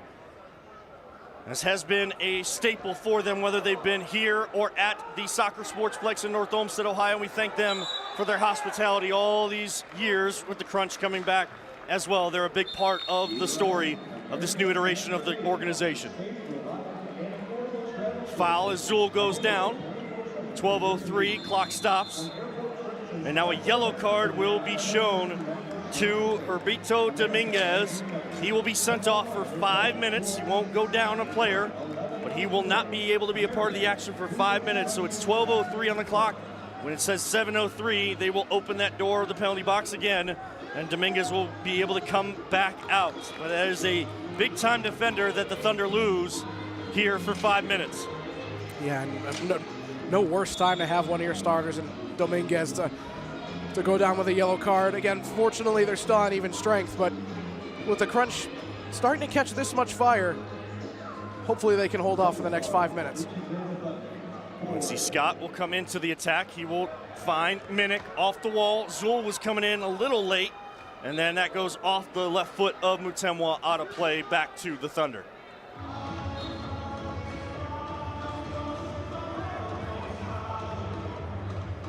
Michael Presby will defend. He forces high up the pitch. Mutemwa Sveko will rotate back on defense. Now Presby will retreat as he defends against Abdoulaye. Now Michael Rivera in his favorite position, no one around him. over midfield where he can just hold the ball. Crunch faithful not happy with Rivera at all today. Don't think that Rivera woke up thinking this was going to be his afternoon. But now, here it is, 11-11 left here in the third quarter. Hearing a lot of boos from the crowd as they are telling Rivera to just hold that ball with no one on him until absolutely forced to move it to a teammate. Again, you got to feel for him because he has no options right now, Kevin. No one's getting open, and you don't want to just kick the ball straight into oblivion and almost concede a goal there. Almost conceded a goal. Chris Vecco gave that late pressure as Rivera was going for the shot, but wasn't able to find Minnick. Now in front, it's Acosta. McCain Spragling does just enough. Gets it away from the goal mount for now. Svecko, good pressure. High up the pitch. Derzic sprinting off. And now he's one-on-one with Abdoulaye. Great tackle by Abdoulaye to get away from the sure-footed Mikey Derzic. And then the captain gets it deflected on a play by Omar Najjar. That is Isaac Mora for the Thunder. And almost a whole line change. More defensive mindset here on this set piece for the Crunch. Chanchar, Kuhn, Najjar come in to join Piwu and Spragling.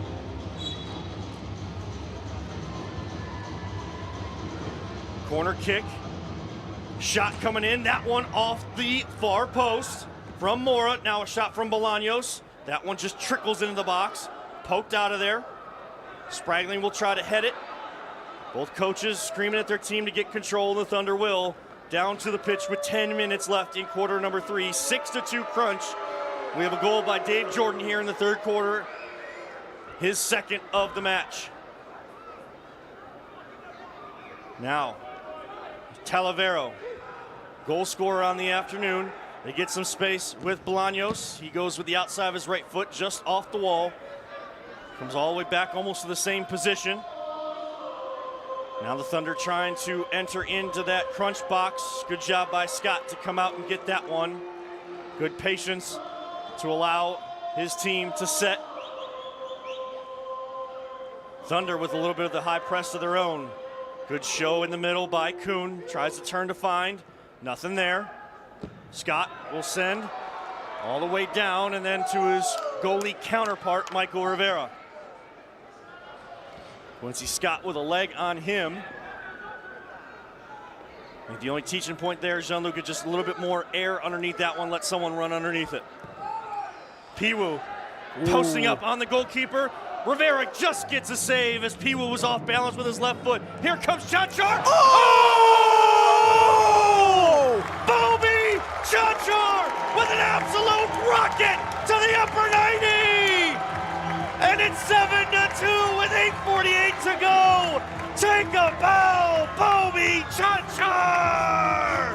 In his first goal of the season in stunning fashion, Rivera had a better chance laying his glove on the sun.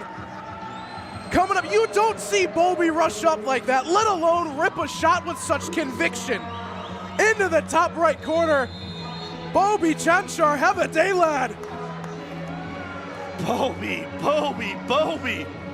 You saw it in his eyes. You could see it in the run-up. He had nothing but goal in his mind. And now with an interception, here comes Dave Jordan.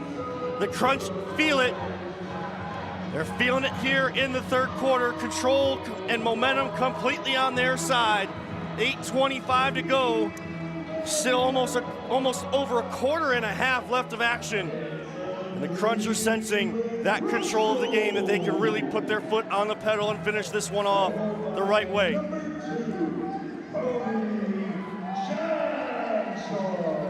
Still trying to catch my breath from that one. Ridiculous. Yesterday he had the Dikembe Mutombo finger wag blocking shots. Today he's putting one in himself.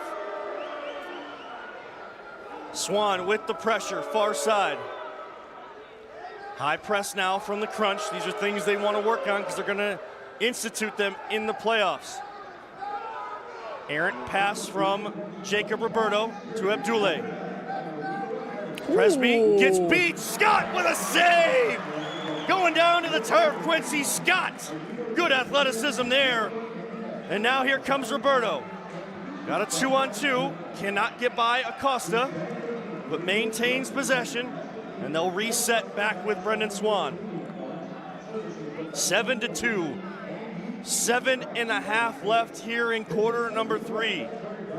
Thank you to everybody tuned in on the MLIS Pro TV YouTube channel, Rock Entertainment Sports Network, WKYC Plus, and on the radio on WOBL in Lorain County country, streaming always at WOBLradio.com. Good defense there by Swan. He's been doing that all season long, and here come the crunch. 3-on-1. They got 4-on-1. Najar, far side, just tips off the hand of Rivera. Now Mutemwa forced Rivera into another save. Crunch not allowing the pressure to alleviate. Mutemwa with his left foot, not there, but Najar is! Try again!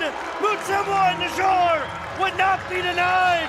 It is 8-2 with 6:53 left in the third. Timeout on the field. And this place is absolutely rocking right now as the Crunch have scored 6 unanswered since that first quarter. And they are on top 8-2. Man, Kevin, I mean, you gotta feel for Rivera there. He put in a shift. A couple of defenders putting in a shift, but there's only so much you can do to bend and not break when you get such a relentless push towards the goal between Armand Najar, between Mikey Derizic. Again, hats off. That's just grit. That's just intensity from Cleveland. I mean, and that's almost inevitable if you keep having shots like that be fired at you from such a short distance. It was only a matter of time before one put in the back of the net. AmeriCab is the official transportation company of the Cleveland Crunch. From airport trips and special events like weddings or birthdays to non-emergency medical transportation, AmeriCab has you covered. Call 216-881-1111 or book online today. That's 216-881-1111. AmeriCab, affordable travel anytime. Fireworks here in quarter number 3. Another 3 spot with still 6:53 left in quarter number 3. As we said, the Crunch could smell that control, and they have taken advantage of that here in quarter 2 and now quarter 3. Yeah, blood in the water.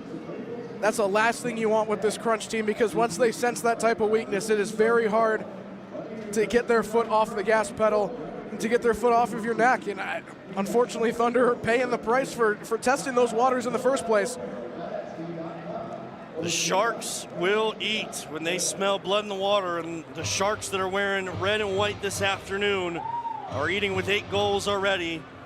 And I'm sure you're going to see probably some rest for some. There might be a chance for some rest for some players, but you got 2 weeks off. I have a feeling you can't take your foot off the gas pedal now. You got to keep that momentum, because the last time you're going to play in game-like action for 2 weeks, you got to stay as sharp as possible heading out to the desert to Las Vegas. 6:48 now. Michael Rivera still hearing boos from the crowd. Now he'll hold just outside of the advertisement there for one of the great partners, Yum Village, here on the campus of Cleveland State on Chester Avenue. Piwu will be taken down, and that will be a blue card shown, because it was a goal-scoring opportunity with Michael Rivera well out of his goal area. Piwu was trying to get it off of his foot, and that will send Edwin Sanchez to the penalty box for 2 minutes. Crunch have already converted on 1 power play, came in at 27%. Again, these are the teaching moments. These are the practice moments, the build-up for the playoffs. You have to take advantage of when you're on the power play, and they have to do a better job this year if they want to do that in the playoffs. Yeah, this is a good chance to practice that. And again, Edwin Sanchez knows that was a rash challenge, but a necessary evil, because Gabriel Piwu is more than capable of chipping that one into the back of the net as Rivera tries to track back. So it'll be Najar, Sujovic, Derizic, Spragling, and Jordan. Derizic fakes a shot. He'll send it over to Sujovic. Those will be the 5 on the power play. Chip to Spragling. Great jumping save by Rivera to prevent an opportunity from Spragling on that back post. Jordan will keep it in, along with Spragling. Now Rivera will be able to pick it up, throw it downfield to take off some time on this power play. The Thunder came in, able to kill off penalties against them, power plays against them 41% of the time. That number went down a little with the Crunch getting their first power play. Thunder will look to try to get that back up over that 48% mark. Time ticking away here on the power play. Crunch being very deliberate. They have Spragling kind of set up there on the high post. They'll send it out to Derzic. Now Jordan will shift in to that high post area. Najjar to the point to Suljevic, just outside the box. To Derzic, left-footed curler, just wide. Spragling gets blocked. Couple good shooting opportunities. Now Derzic will pressure and put it home! Mikey Derzic on the doorstep, just pushed it over the line. The Thunder could not clear their line, and 4:55 to go. Derzic adds his name to the scoring sheet a second time this afternoon. 9-2, Cleveland leads. And that's insult to injury, Kevin. That is an absolutely brutal goal to concede, but again, the Crunch are just on top of stuff today. That's really what it boils down to. That's the third goal that the Crunch have just been able to read what was coming next, make the proper play, and put the ball in the back of the net. It's been with Dave Jordan, it's been with Mikey Derzic. I mean, these veteran guys, they've seen everything all the time before, and that's starting to play out today. So Rivera dribbles just over midfield. The boos you hear just because this takes time off the clock and there's really no action happening.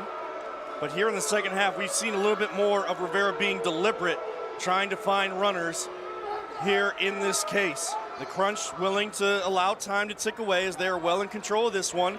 Scott, good job boxing out. He'll try to find Kuhn on the outlet. Just out of his reach, stays in. Kuhn giving chase. So does Piwu. Errant pass, Presby has it. Kuhn can't get there. Good job by Dominguez to come back and help his goalkeeper. Abdoulaye now. Presby there defends. Good job to find Suljevic. 3-on-2. Someone tracking back for the Thunder. Suljevic goes for the hat trick. Kuhn just won. Gabriel Piwu not there on the doorstep. Suljevic will pressure. They're trying to get every opportunity that they can and keep that goal differential in their favor if that came down to any sort of tiebreaker scenario. Chanchar will find Kuhn. Presby, he's been active today, getting some action. Piwu takes a shot. That one way out of play. And if we could see Brownie the Elf, he'd probably be given the Andre Schmidt field goal is good on that one. Tough play. Sometimes you go for placement, sometimes you go for power. Piwu's gone for power there. Unfortunately, just sending it all the way over. Not too happy with himself, but most unfortunate part there, the fans don't get to keep the ball. Minnick wins it. He's got Suljevic to his right. Suljevic cuts back in. He's looking for Najjar. I think he thought he was a little bit higher up the pitch than he was. Now it'll stay with Roberto. Crunch in possession, 3:16 to go, leading 9-2. Looking for double-digit goals. They score 11.1 goals per game. Minnick posting up, looking for a runner off his back. Good defense there by Diego Bolaños. Daniel Bolaños, the goalkeeper, left early in this one due to injury. Wishing him all the best. And hopefully it's nothing that keeps him down for too long, because a lot of these guys will probably play in an outdoor season of some kind as well. Minnick was looking to touch that one off the wall. Got up underneath it, out of play, 2:47, the clock stops, 9-2 Crunch on top of Rockford Thunder out of Illinois. Here come the Thunder now in possession. Pedro Zul making his first appearance, able to get through everything this season to make an appearance on Fan Appreciation Afternoon, the final game of the regular season. Michael Rivera will hold it. He's looking for some interchanging runs in front of goal, doesn't see anything. He'll find his defender on the far side, defended by Zul. I think that is Angel Arias. He gets defended by Zul again. Here comes Michael Rivera. A little more action coming from the goalkeeper here in the second half. But Cleveland fans will not let you forget. So if they boo you once, you're going to have a long afternoon or evening in front of a Cleveland home crowd. Fair or unfair, it's just how Cleveland crowds go. Minnick wins it. And they'll track back with Arias and Rivera. 1:36 to go now. 9-2. 1.5 minutes left. 9-2. Crunch will win it with Quincy Scott.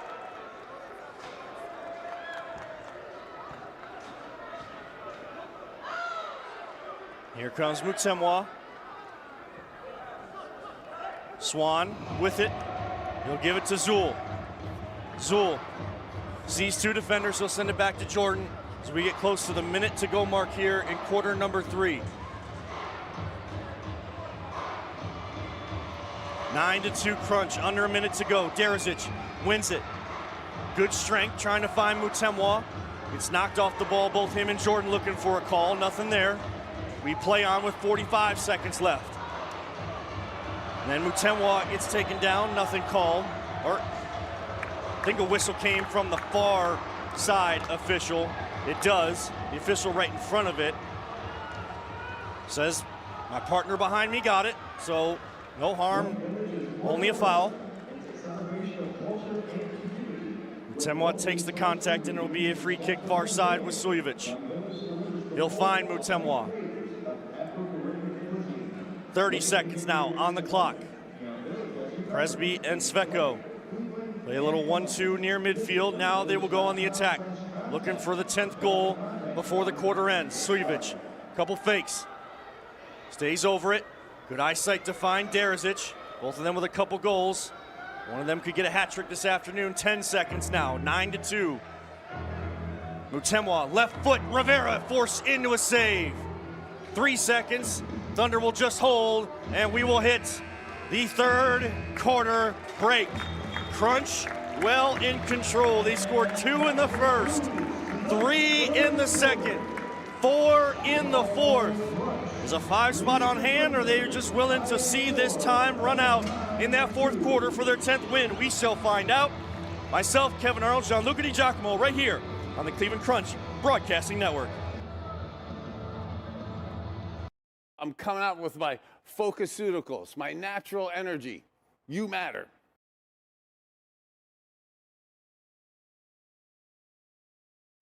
Real ingredients. Real tradition.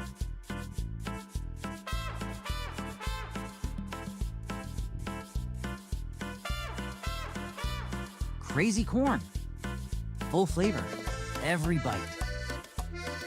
Trust me. You want this.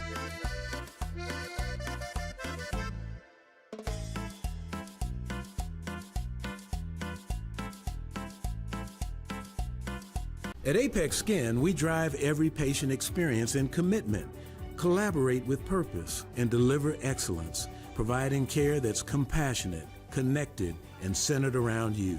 Trusted care every step of the way. Welcome back to the Wolstein Center as Hayden Grove, the national anthem singer, entertains the crowd between the quarter breaks. 9-2 the Crunch lead. I am Kevin Arnold. He is Gianluca Di Giacomo. We are on the MLIS Pro TV YouTube channel, Rock Entertainment Sports Network, WKYC Plus, the app. And of course, we are on WOBL Radio 107.7 FM, 1320 AM, streaming live online at WOBLradio.com. And you can catch them there with their great country music from yesterday and today since 1971. And radio coverage brought to you by the great folks at Great Lakes Honda West in Elyria. And we got to thank Engineering Excellence. Need HVAC-R support that scales with your business? Engineering Excellence delivers nationwide service with certified technicians, 24/7 support, and seamless integration with platforms like Service Channel and SAP Ariba. From preventative maintenance to emergency repairs, we serve over 16,000 sites across all 50 states. Call 216-600-4192, 216-600-4192, or visit engineeringexcellence.com today to help your business with HVAC-R support. Gianluca, 3 quarters in the books. Much different story after the 3 quarters going into the 4th than we thought coming out of quarter number 1. Yeah, without a doubt. Quarter 2, those set pieces created the separation that we needed to really take off, and the Crunch just that 4 goals in that 3rd quarter, all one more electric than the other as we went by. A nice Dave Jordan goal, Bobby Chanchar with an absolute missile, an orchestrated onslaught resulting in that Omar Najjar goal, and Mikey Derizic taking advantage of a little bit of a lapse in judgment. But man, I'm just trying to enjoy Mr. Grove, Mr. Nunez taking down Fly Me to the Moon on the field right now. They killed that. Much deserved applause. Everything is just going wonderfully today. I got to watch Hot Dog, Onion, and Ketchup play soccer with our bosses. Yep. At halftime, we got to see a great 3rd quarter. We've seen some screamer goals. We've seen some debuts today. I mean, capping off the season on a high note isn't underestimation. And all my son wants to do is meet Kickstern, but still got 15 minutes to wait for that. So there'll be penalty kicks for everybody on the pitch, and I think autographs as well. I have a feeling Kickster will be out there having some fun with the fans before we get out of here for the final home game of the year. And of course, we will try to get the man of the match. We will have Gianluca head down once the game is done, get an interview on the pitch. We will also have the presentation of the Warrior of the Match. We had the Childhood Cancer Warrior of the Match presented to a childhood cancer patient before the game, and then we'll have a Warrior of the Match from their play this afternoon. And of course, we continue to send out prayers and condolences to Caden, a great fan and friend of the Crunch organization, a young man who unfortunately lost his life due to cancer very recently. He's been honored this weekend, and we send prayers Caden Strong forever out to his family and friends.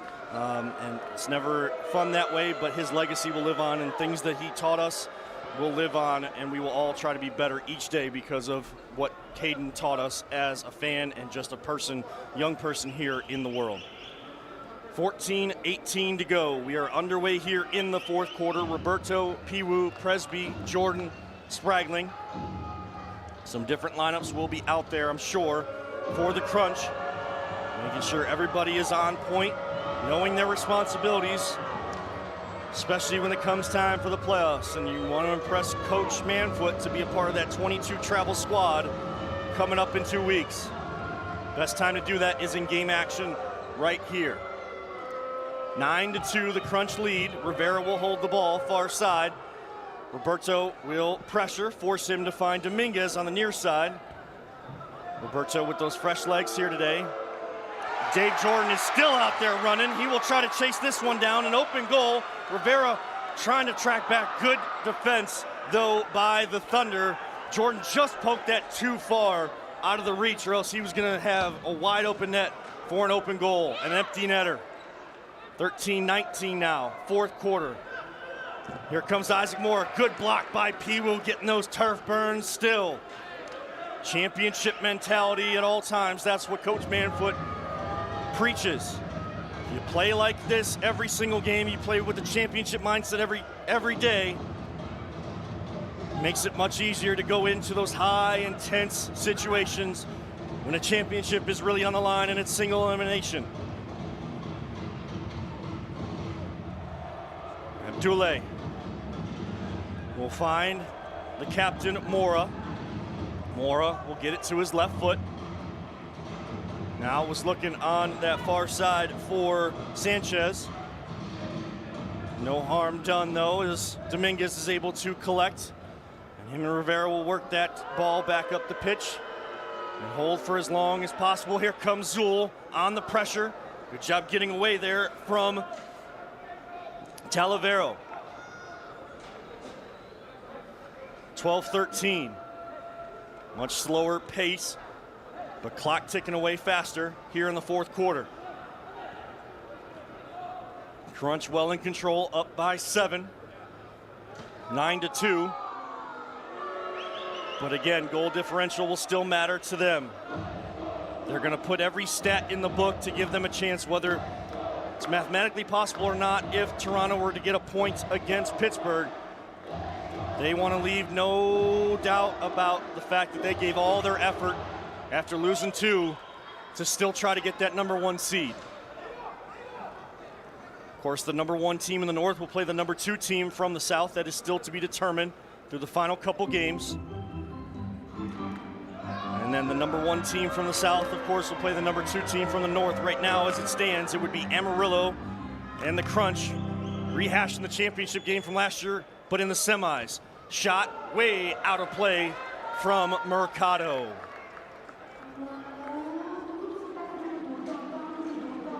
Gianluca, just what do you expect the Crunch, kind of the approach here in the fourth quarter? Yes, they are in control. Things can turn on a dime in the indoor game, we know, but they are in control, but they don't want to leave anything to chance here this afternoon. Yeah, I think they're going to start playing a little more content. I think they're content where they are right now. A 9-2 score line is certainly optimal, but yeah, like you said, definitely don't want to leave anything up to chance more than they already are with, you know, the fate of their seeding being on a match playing next Saturday. But I mean, overall, I think we're just going to see this team finish out strong. Whether or not they really try to move a lot more offensively in these final 10 minutes, I'm not so sure. But either way, either control possession, control the game, knock in a couple more goals, just finish out strong. I think an important thing is getting punched back today. After you know, the Crunch seemed to always punch first, but in those 2 losses, the one thing that we noticed with this Crunch team is that they would punch first, and when they got punched back, it took a while to recover, and by then the game was over. Last couple times against the 2 teams they lost to, Toronto and of course this Thunder team, they punch first. Those teams try to come back and get in the game. The Crunch have had that resiliency to stay with it and not allow any sort of control to go to their opponents. 9:57, 9-2 Crunch, fourth quarter. The final 9 minutes and 50 seconds of the regular season. Crunch have already booked their ticket to Vegas. Najar having to clear that one off the line.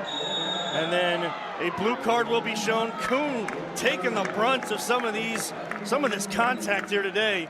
But that's what you want to see from a youngster and a first-year player like Landon Kuhn, willing to put his body on the line. And now it'll be another blue card shown to the Thunder. I think that might be the second on Sanchez. Yeah, it is. And again, no ill intent there. I think he did have a decent look on the ball. Landon Kuhn with a good heads-up play, kind of sacrificing himself, turning and eating a pretty meaty slide tackle there. But you know, like you said, Landon Kuhn's been kind of the punching bag, but every time he's gotten knocked down, he's gotten back up, and he's been having a phenomenal weekend overall. Great showing last night, great showing today as well. Mikey Derazic, Edmir Sujovic, each with a couple goals here this afternoon. They're out there. Ryan Minnick, who got the scoring started. Dave Jordan with a couple goals as well. Najar is out there too. Derazic from Sujovic. It's a beautiful thing. Every single time those two connect. Sujovic with the assist. Derazic with the goal. Give him a hat trick. And I think for Sujovic, add another assist to his league-leading number there.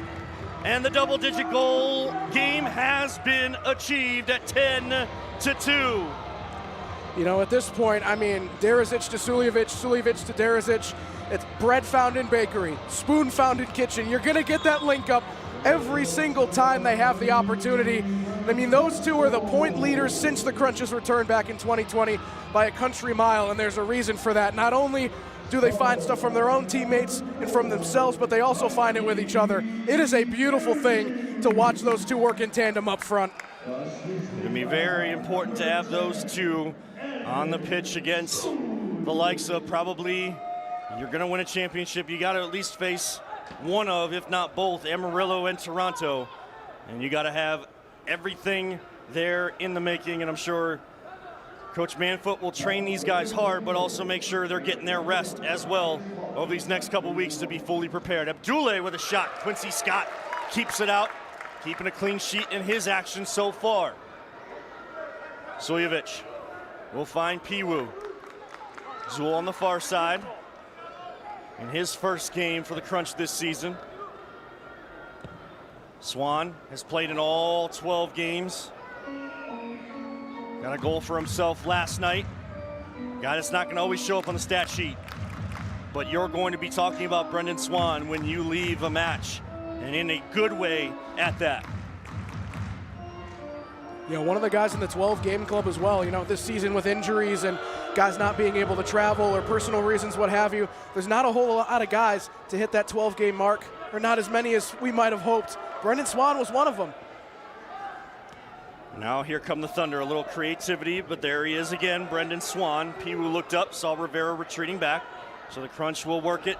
Great pass from Zool to Kuhn to that far corner. Touches inside and finishes! Zool to Kuhn, a little touch to his right, and puts it past Rivera. And right on the goal per game average are the Crunch with their 11th of the afternoon, and add 9 so far to their goal differential. They were at plus 68 on the season. We knew after last year it was going to be tough to try to match that plus 97, over 90 goal differential the Crunch had, but they have done the work that they needed to do and now put 11th spot on Rockford as we hit a timeout here at the Wolstein Center. And Metro Health Sports Medicine provides expert care for athletes of all levels, ages 7 and up. As exclusive medical provider of the Cleveland Crunch, they deliver world-class treatment for everything from ankle and knee injuries to shoulder and spine conditions. With immediate access to medical, surgical, and rehabilitation specialists, their team has the experience to keep you moving. Visit metrohealth.org/sportsmedicine or call 216-95-SPORT, 216-957-7678 to learn more. Metro Health Sports Medicine, the Crunch's trusted team, and yours too. So sitting in the timeout, 11-2, 7.5 left here in the fourth quarter. That's all that sits between this game, and the Crunch going to 10-2. And like we said, Gianluca, right now, yes, Toronto still has the upper hand. They still have one more game to go. The Crunch would go to 31 points. Toronto would be sitting at 30. So for now, the Crunch would go into that number 1 seed. They're going to need help from Pittsburgh. But all the Crunch could do after losing those 2 games was give themselves the best opportunity to get that number 1 seed. Yeah, I mean, you know, if you're Antonio Manfoot and the Crunch organization, you can't be mad because these guys have maxed out their chances. Winning 2 games, or on the verge of winning both games, back-to-back days, at the end of the season against the 2 teams that they lost to early in the year. I mean, this really is a tribute to how much this team has grown and how hungry they are for the next 2 weeks to head to Las Vegas and hopefully make an impact there. But it is going to be interesting. Again, nothing is set in stone other than the fact that Amarillo has the 1 seed in the South, Salt Lake City has the 2 seed in the South, and of course it's just going to depend on that game on the 21st, I believe, 7 o'clock Eastern time. I want to say it's in Toronto for the Crusaders and Bridge City. So that's another thing stacked against Bridge City as they are away. They are in Scarborough, Ontario. So it's going to be tough. It's going to be tough to make that travel and to try and pick up a win. I can't fully say I want to support a Pittsburgh team, Kevin, but I mean, we gotta give them a shout for hopefully guiding the Crunch to a first-place finish. Hopefully. I will hold the company line, the MLIS, and just say, I hope both teams come out healthy and play well. That's all I can say. And yes, there is a rooting interest there. You know, in the Cleveland-Pittsburgh rivalry, it's unfortunate to say which side you would have to root for in that case, but, you know, 2 teams are going to do battle, and it's all about what mindset does Pittsburgh bring because, again, everybody in the North outside of Toronto and Cleveland have been eliminated from playoff contention for this year. As expansion goes, I'm sure they're hoping for expansion to the number of playoff teams. What a jump and save from Quincy Scott off the shot from Rivera. One thing you got to say about Mike Rivera, the backup goalkeeper, he is not shy from taking a shot and definitely has a decent leg on him. 6:43 to go, 11-2 Crunch. They kind of sit back right now, just maybe waiting for any counterattack opportunity. Working on defending, because possession by possession is going to matter in the playoffs. And if you are struggling to get possession of the ball, it's all about defense being on a string, Gianluca, playing together, and then taking advantage of the opportunity when you get a chance to get that ball back. And it's worked to a T outside of the first quarter for the Crunch. I mean, defensively, only conceding 6 goals across 2 days, with one of those matches being against the Canadian Crusaders. It is phenomenal. You know, and it's great that the team has kind of recovered in terms of health. Like we said, we saw a lot of injuries and a lot of shortcomings in terms of some players not being able to make games or their health not permitting them to do so. But, God willing, we have a full squad for Las Vegas.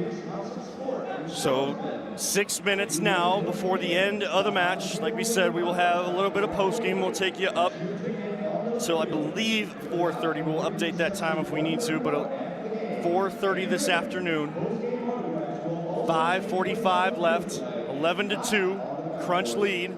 We'll get an on-field interview. I'm sure there'll be some sights and sounds as the stream continues. Once the fans get out there on the pitch, they have some free kicks. Suljevic now one-on-one with Rivera. That one goes way wide. I think he was trying to get a little bit of that outside curler with the outside of his foot. Just kind of struck that one a little too straight, a little too clean. He's looking for his hat trick today. Mikey Derzic has one, came in with 14 goals, now up to 17 on the season. You got to give it up to Quincy Scott, who's come in, getting action in the second half, has not allowed a goal to go by, and has done a great job of commanding his defense as well. Suljevic on the run. Just outside the box, he tried, I think, to tuck it through two defenders to that far post to Najjar, who was making that late run. Gets blocked out of play, so Suljevic will have a free kick, 4:54 to go. Clock stops. Suljevic takes a shot. That one goes just high. You can see a guy searching that hat trick here this afternoon. My buddy got one. Why not me too? Derzic was looking for his fourth. Good job sending that one away by Abdullah. 11-2. Crunch on top. They will have a set piece just outside of the box, right at the top of that half circle, that arc, right on that red spot on the pitch. The way Suljevic has been playing the last couple minutes, you have a feeling he might go for goal, but he's got runners coming either way, and that's the type of leader he is. He will find his buddy in Derzic. Nothing doing there. Derzic will maintain, pushing his way through. Rivera gets it out of the air. Scott in retreat. He will finish and get that one in front of him. Good touch as well, because he was outside the box, couldn't grab it with his hands. Now Derzic down, good header from Rivera, so we're seeing some field play skill from the goalkeepers here back and forth. Thunder have a 2-0. Roberto and Zul in retreat. Mercado doesn't get enough because Roberto got himself in the way, and Scott will clear. Now we're just going end to end. This field's starting to really open up with 4 minutes to go.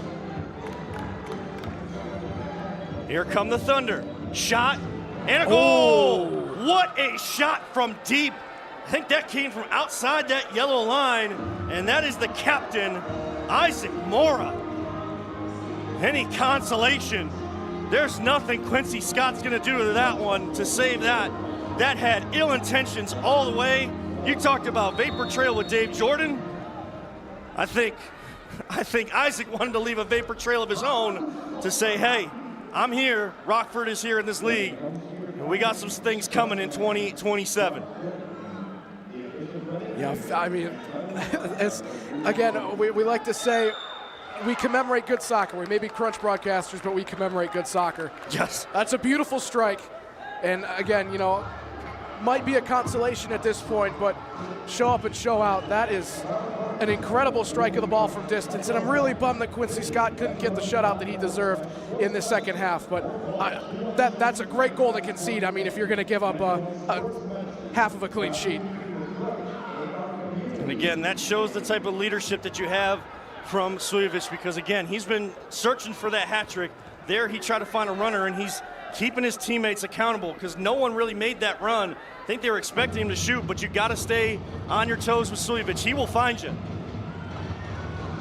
I learned that in a state championship game.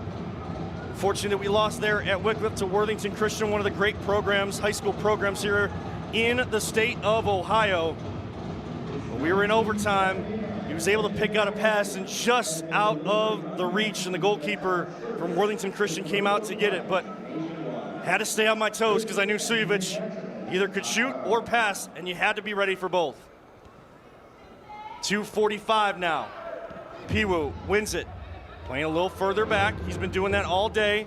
That shows sacrifice from A guy that could just stay up top and try to score, use his big body to score. He's willing to come back and help defensively.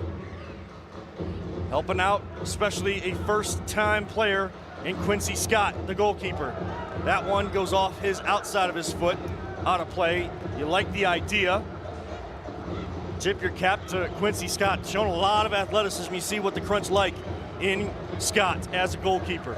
Yeah, he's got that kind of spring, that jumpiness to him. That's what you like to see with goalkeepers, especially in the indoor game. It adds a level of fun and skill. But I mean, to think that there's 3 guys ahead of Quincy Scott, the goalkeeper room, it goes under the radar with just how good this Crunch team is and how much depth they have. People don't realize, along with 3 to 4 lines of quality field players, we have 4 goalkeepers ready to pounce at any time.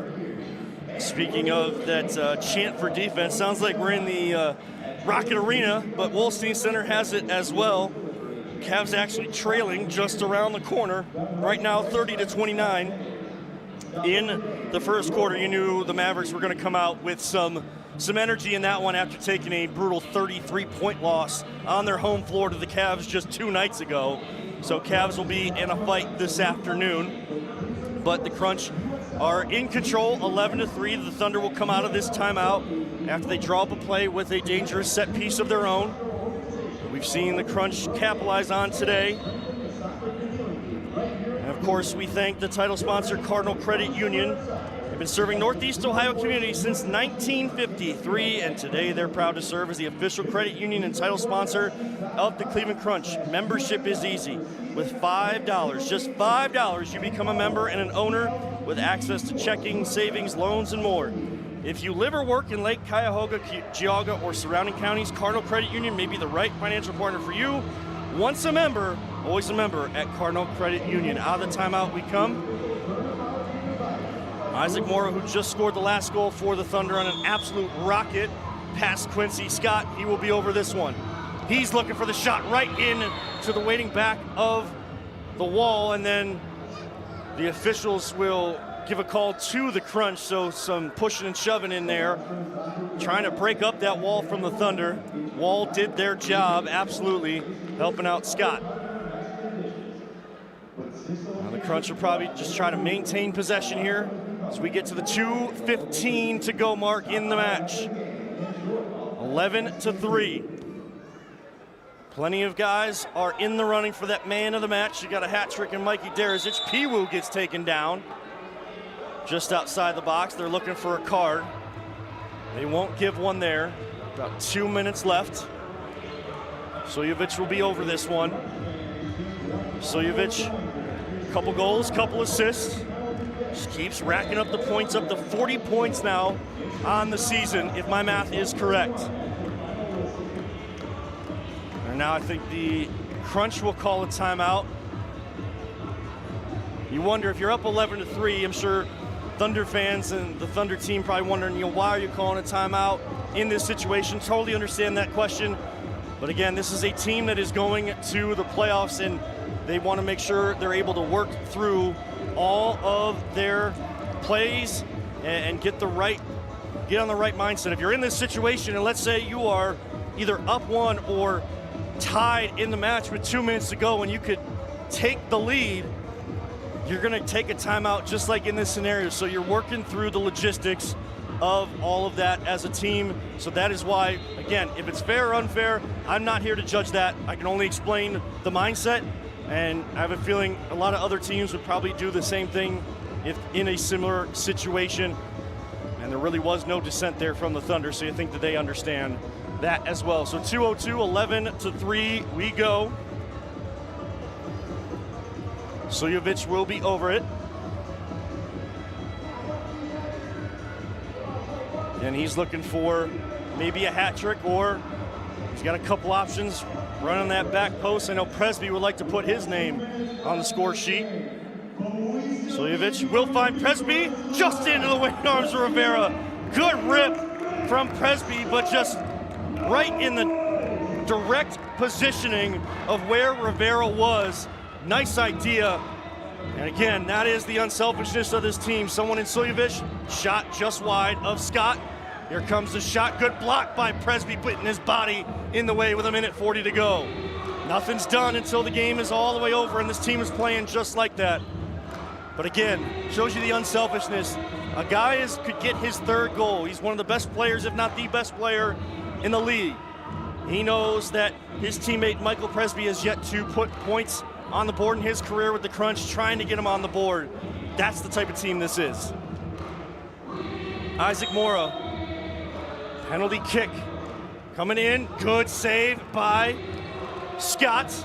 Quincy Scott gets that just enough of that one. Players are looking for Rivera to still hear it from the crowd. Again, tipping my cap a little bit more to Rivera this second half. He really hasn't held that ball. It hasn't been in the same exact mindset. Mora got a man open on the back post. Ooh. Presby, I think, puts that one home as he was trying to clear that over the board. Just not enough room to get up underneath that one. So it'll be 11-4. See if they try to provide that goal to one of the Thunder players, but would go down as an own goal in most cases. Again, there's no real... Presby's upset with himself, but all you're trying to do is help your goalkeeper. You're trying to stop the run. You're trying to get anything you can on it. Hopefully it hits above the board or goes out of play. Unfortunate there that it was the perfect strike. Presby will try to get it back, though, as he presses high up the pitch. A minute left to go, 11-4. Suljevic there, finds Piwu, there to Presby. Presby to Rivera, off the wall. Suljevic off the crossbar. What a finish that would have been on the volley. Man, that woodwork really coming into play here in the fourth quarter for the Crunch. And that one way out of play, deep. And this might be a kick right at the top of that box yet again. Suljevic will be over it. Final countdown plays. 42.4 seconds. Separate the Crunch from a 10-win season. Up 10-4. The Thunder putting 2 goals here in the fourth quarter. Good effort from them here this afternoon. Here's Suljevic. That one again off the crossbar. I think that may have taken a tip off of one of the members of the wall just to deflect that just out of reach. Now 38.9. Crunch well away from the goal they're trying to score on. See how aggressive they get. They're trying to find, I think they're trying to get Presby really. That's their main focus. If there's a goal scored, they want Presby to score it. 30 seconds. Abdullah, good step over, just wide of the mark. Roberto was there, but that step over gave just enough room for Abdullah to get a shot off. Now Presby sends it up the boards. Rivera there. Piwu, final 15 seconds. Piwu still working hard out there, giving everything, leaving nothing left in the tank because he knows he's got 2 weeks off. Under 5 seconds now, Mercado with a shot. Roberto will just clear his line. Almost a full field goal that wouldn't have counted, but still a spectacular attempt at it. And that is 000s on the board. Before we hit a break and send Gianluca down, your thoughts on this one this afternoon, Gianluca? Yeah, it's great stuff, the Crunch. A phenomenal way to send all the fans home from another successful season, finishing a clean 6-0 at the Wolstein Center. Hard to come by given the competition this year, but a phenomenal game. After that first quarter, these guys were really off and running. So I'll head down there. We'll interview our Metro Health man of the match, and hopefully I can come up for some final goodbyes to close things out, but we'll see. So time to begin my voyage down. Absolutely. So there he goes. Gianluca Di Giacomo will turn from color commentator to sideline reporter, and maybe right back to it if we have enough time. Your final score from the Wolstein Center today: the Crunch win 11-4. They go to 10-2, 31 points. And for now, until next weekend, when Toronto hosts Pittsburgh, they slot into that #1 spot in the North. 31 points for the Crunch, 30 points for Toronto. We'll wrap it all up on the other side and get some post-game interview right here on the Cleveland Crunch Broadcasting Network. Built on service, driven by integrity, trusted through compassion. They serve, we honor. They commit, we care. They sacrifice, we heal. At Apex Skin, a veteran-owned practice, we proudly give back to those that gave so much by offering free scar revisions through our Purple Heart Project. Trusted care for every journey. Visit apexskin.com/care to schedule your appointment today.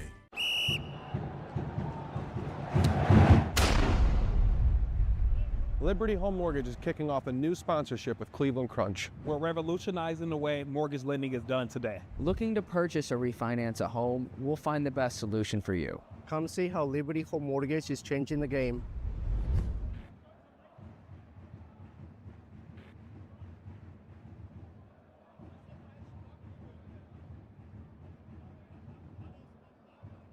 Real ingredients. Real tradition.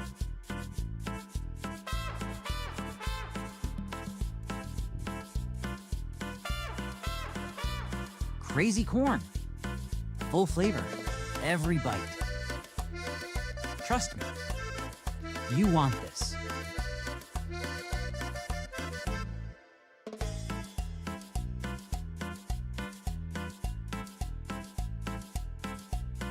I'm coming out with my Focuseuticals, my natural energy. You matter.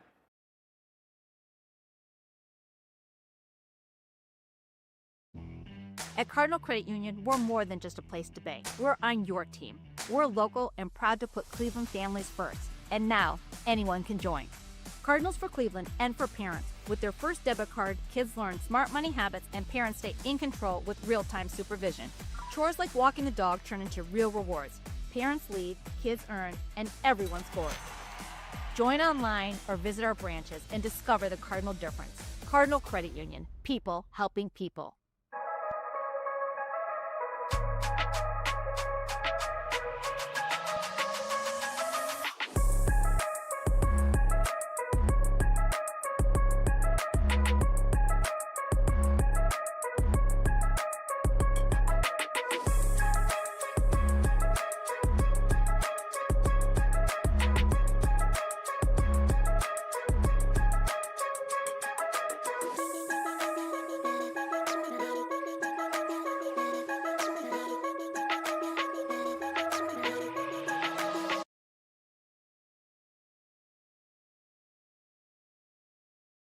On the season and close out the regular season, 6-0 at home, 10-2 as we said on the entire season. They win 11-4 over Rockford, Illinois, the Thunder from Rockford. It was a close one to start. It was 2-2 after the first quarter. Rockford, shorter roster today with the travel, and of course they played and lost an overtime heartbreaker to Lansing just on Friday night, 9-8. They came out with good energy, really gave the Crunch all they could handle there in that first quarter. I think it woke up the Crunch a little bit, and when that happens, it's a hard day, especially here in the confines at home of the Wolstein Center. It is a very, very difficult thing to try to beat the Crunch, and we will get with Gianluca here in just a little bit. I think I heard that the Metro Health Man of the Match was Mikey Derisic, who had a hat trick here this afternoon. Admir Suljevic was all over the stat book as well. I had him unofficially for 4 total points, 2 goals, 2 assists, getting him up to 40 points on the season and making his case to be a 3-time MVP. Of course, the injury, not able to play as many games as he wanted to this season, may make that difficult. I'll keep my eyes down there on the pitch as Gianluca tries to corral one of the Crunch players to get for a post-game interview. And then they got some comments now on the pitch because they're going to invite fans actually to come down. And I think all of the interviews are going to be down here. None of the players have really left the pitch to make their way up. Gabriel Piwu is your warrior, your childhood cancer warrior of the match this afternoon. Of course, the last partner read I need to thank one more time Greeny Sports Cards. The big show is coming in April. Make sure to look out for greenyshows.com. as they will definitely have a big show at the Independence Fieldhouse, Independence, Ohio, the Great Lakes Collectors Convention. So make sure to keep your eyes out there. Social media, greenieshows.com, the great people, Steve, Jeremy, and their entire team at greensportsstars.com. We send it pitch side now to our color commentator / sideline reporter, Gianluca Di Giacomo, who's joined by the Metro Health Man of the Match, Mikey Derizic. Metro Health Man of the Match, Mikey Derizic, picking up a hat trick today. Mikey, to start off, I mean, this weekend, was it about revenge or was it just another weekend in the office for you guys, taking on the two teams that you dropped points to about a month ago? I don't think it was about revenge. I think it was about coming in and executing what we had planned. This weekend kind of mimics what we're going to go up against in Vegas, so, back-to-back games. So we really want to make sure that we're on top of it. Of course, and with Fan Appreciation Weekend, all of the Cleveland Crunch faithful have been such a key point to your success this year. What do you have to say to all the fans that made it to a game or tuned in from home? Look, a lot of these guys here have played for Cleveland, represented Cleveland for a very long time. So to be able to play in front of our fans and continue that here at the Wolstein Center, it's greatly appreciated. And these fans really get us going. I mean, it's very special, and I know every guy on the team really, really appreciates them. In 2 crucial weeks before you guys head to Las Vegas, what's the mentality going to be and the morale with you and the guys? Yeah, so again, this weekend was key for us, get the momentum, get a couple wins under our belts, play together, stick together in highs and lows, right? The guys are obviously, they're pumped for the weekend, and we're just going to try out and execute it, win that championship. Yes, sir. That's Mikey Derizic, Metro Health Man of the Match. Kevin, I'll send it back up to you. Thank you, Gianluca. Make sure the guys down there know, yes, what happens in Vegas stays in Vegas, except if you win a trophy. That needs to leave Vegas and come back to the confines of Northeast Ohio and Cleveland, Ohio, for the chance at a 6th championship for the Crunch in their program history. So the players will, of course, they will greet a lot of the fans. They have tables set up already for the interviews. All the people will get a chance the kids will have a chance to kick penalty kicks. Not sure if the mascots will make an appearance for this as well. They've been having a good time down there with everybody, but well-deserved appreciation from the fans. And like Mikey Derizic just said, the appreciation, it sounds so loud here in the Wolstein Center, but the appreciation goes just as deep, if not deeper, from the players back to the fans, because they know playing at the Sportsplex, they loved having that place packed every single game. But there was always people that were saying, I wish I could come, I can't get in, the games are all sold out.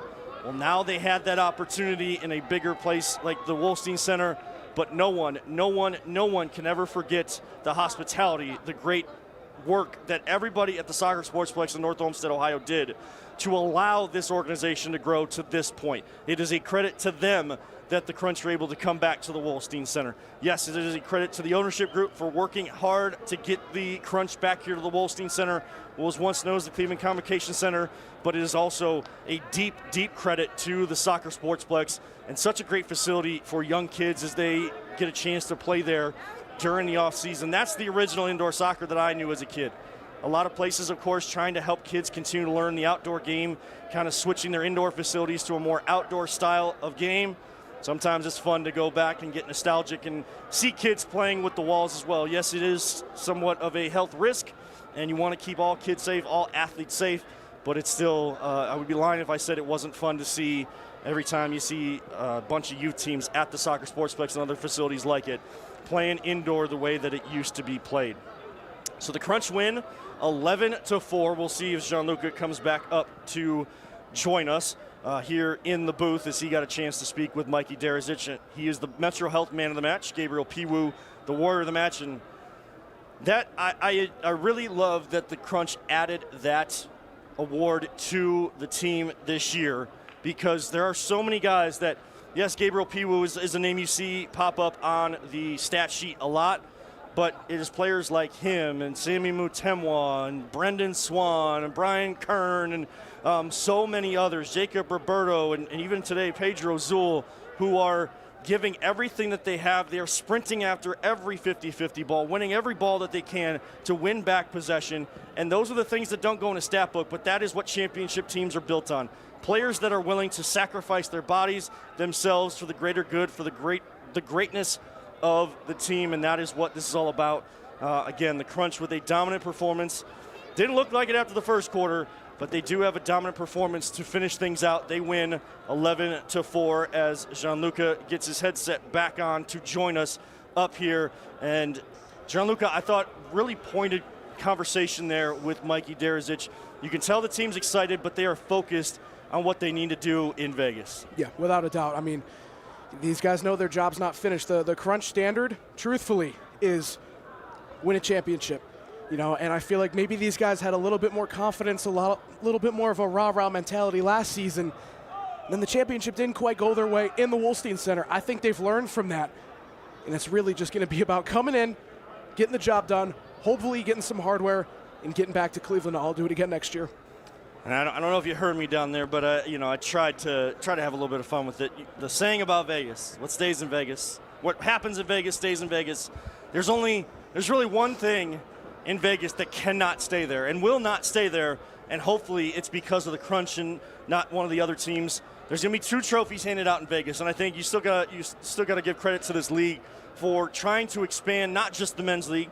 They've added a women's league. They have they're trying to add a lower tier, the MLIS next level of soccer as well, to try to add more teams, continue to grow the league, continue to grow the sport. That's a credit to the league, and really it was kickstarted, I think, in large part. You know, Chicago's one of the original players and teams that the Crunch win against, but the Crunch and their ownership group, they've played a big dividends, and not just expanding the Crunch and being there for their community, but expanding this indoor soccer game and giving more clubs opportunities to be a part of it. Yeah, and I mean, there's a reason why the Crunch have been at the forefront of so much. You have the organizational standpoint, the upgrade. We love the Soccer Sportsplex. I love the Soccer Sportsplex. That homey atmosphere, packing in 600 people for an electric game. That was so much fun. And then this year we come into the Wolstein Center, we bring it back. You say it all the time, Kevin, where indoor soccer belongs, downtown here. And you bring in thousands and thousands of people, and you bring in mascots, you bring in Bernie Kosar, you bring in different national anthem singers for every game. You have penalty kicks on the field after the game. There is an uptick in quality on every standpoint. You look at the media side. So many new photographers. Big shout out to Ohio Media School, by the way.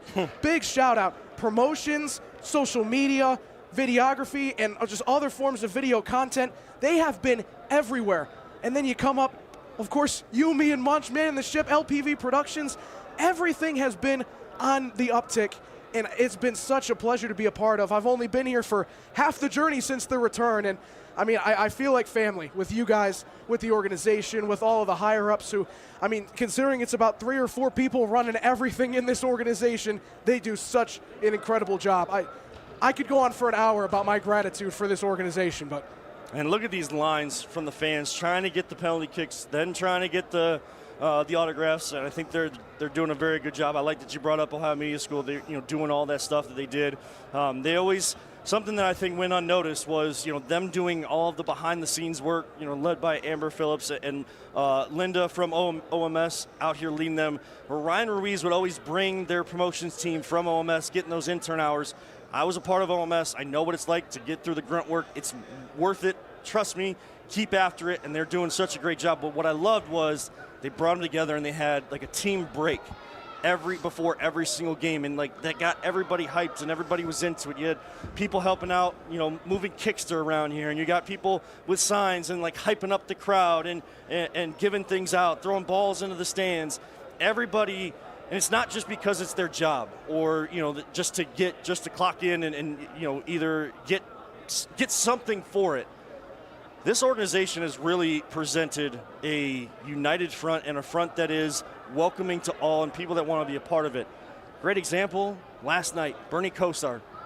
A guy like that, now, of course, Bernie's going to be there for his community. He's not, he's never going to stand up any opportunity to try to give back to his community, but that's a big name. That's a legend here in Cleveland professional sports. He comes out, and then you're hearing stories afterwards that he was all into it. He loved it. He loved the atmosphere. He's partnering with CoStar Wellness this weekend and then wants to try to be more a part of this in the next season.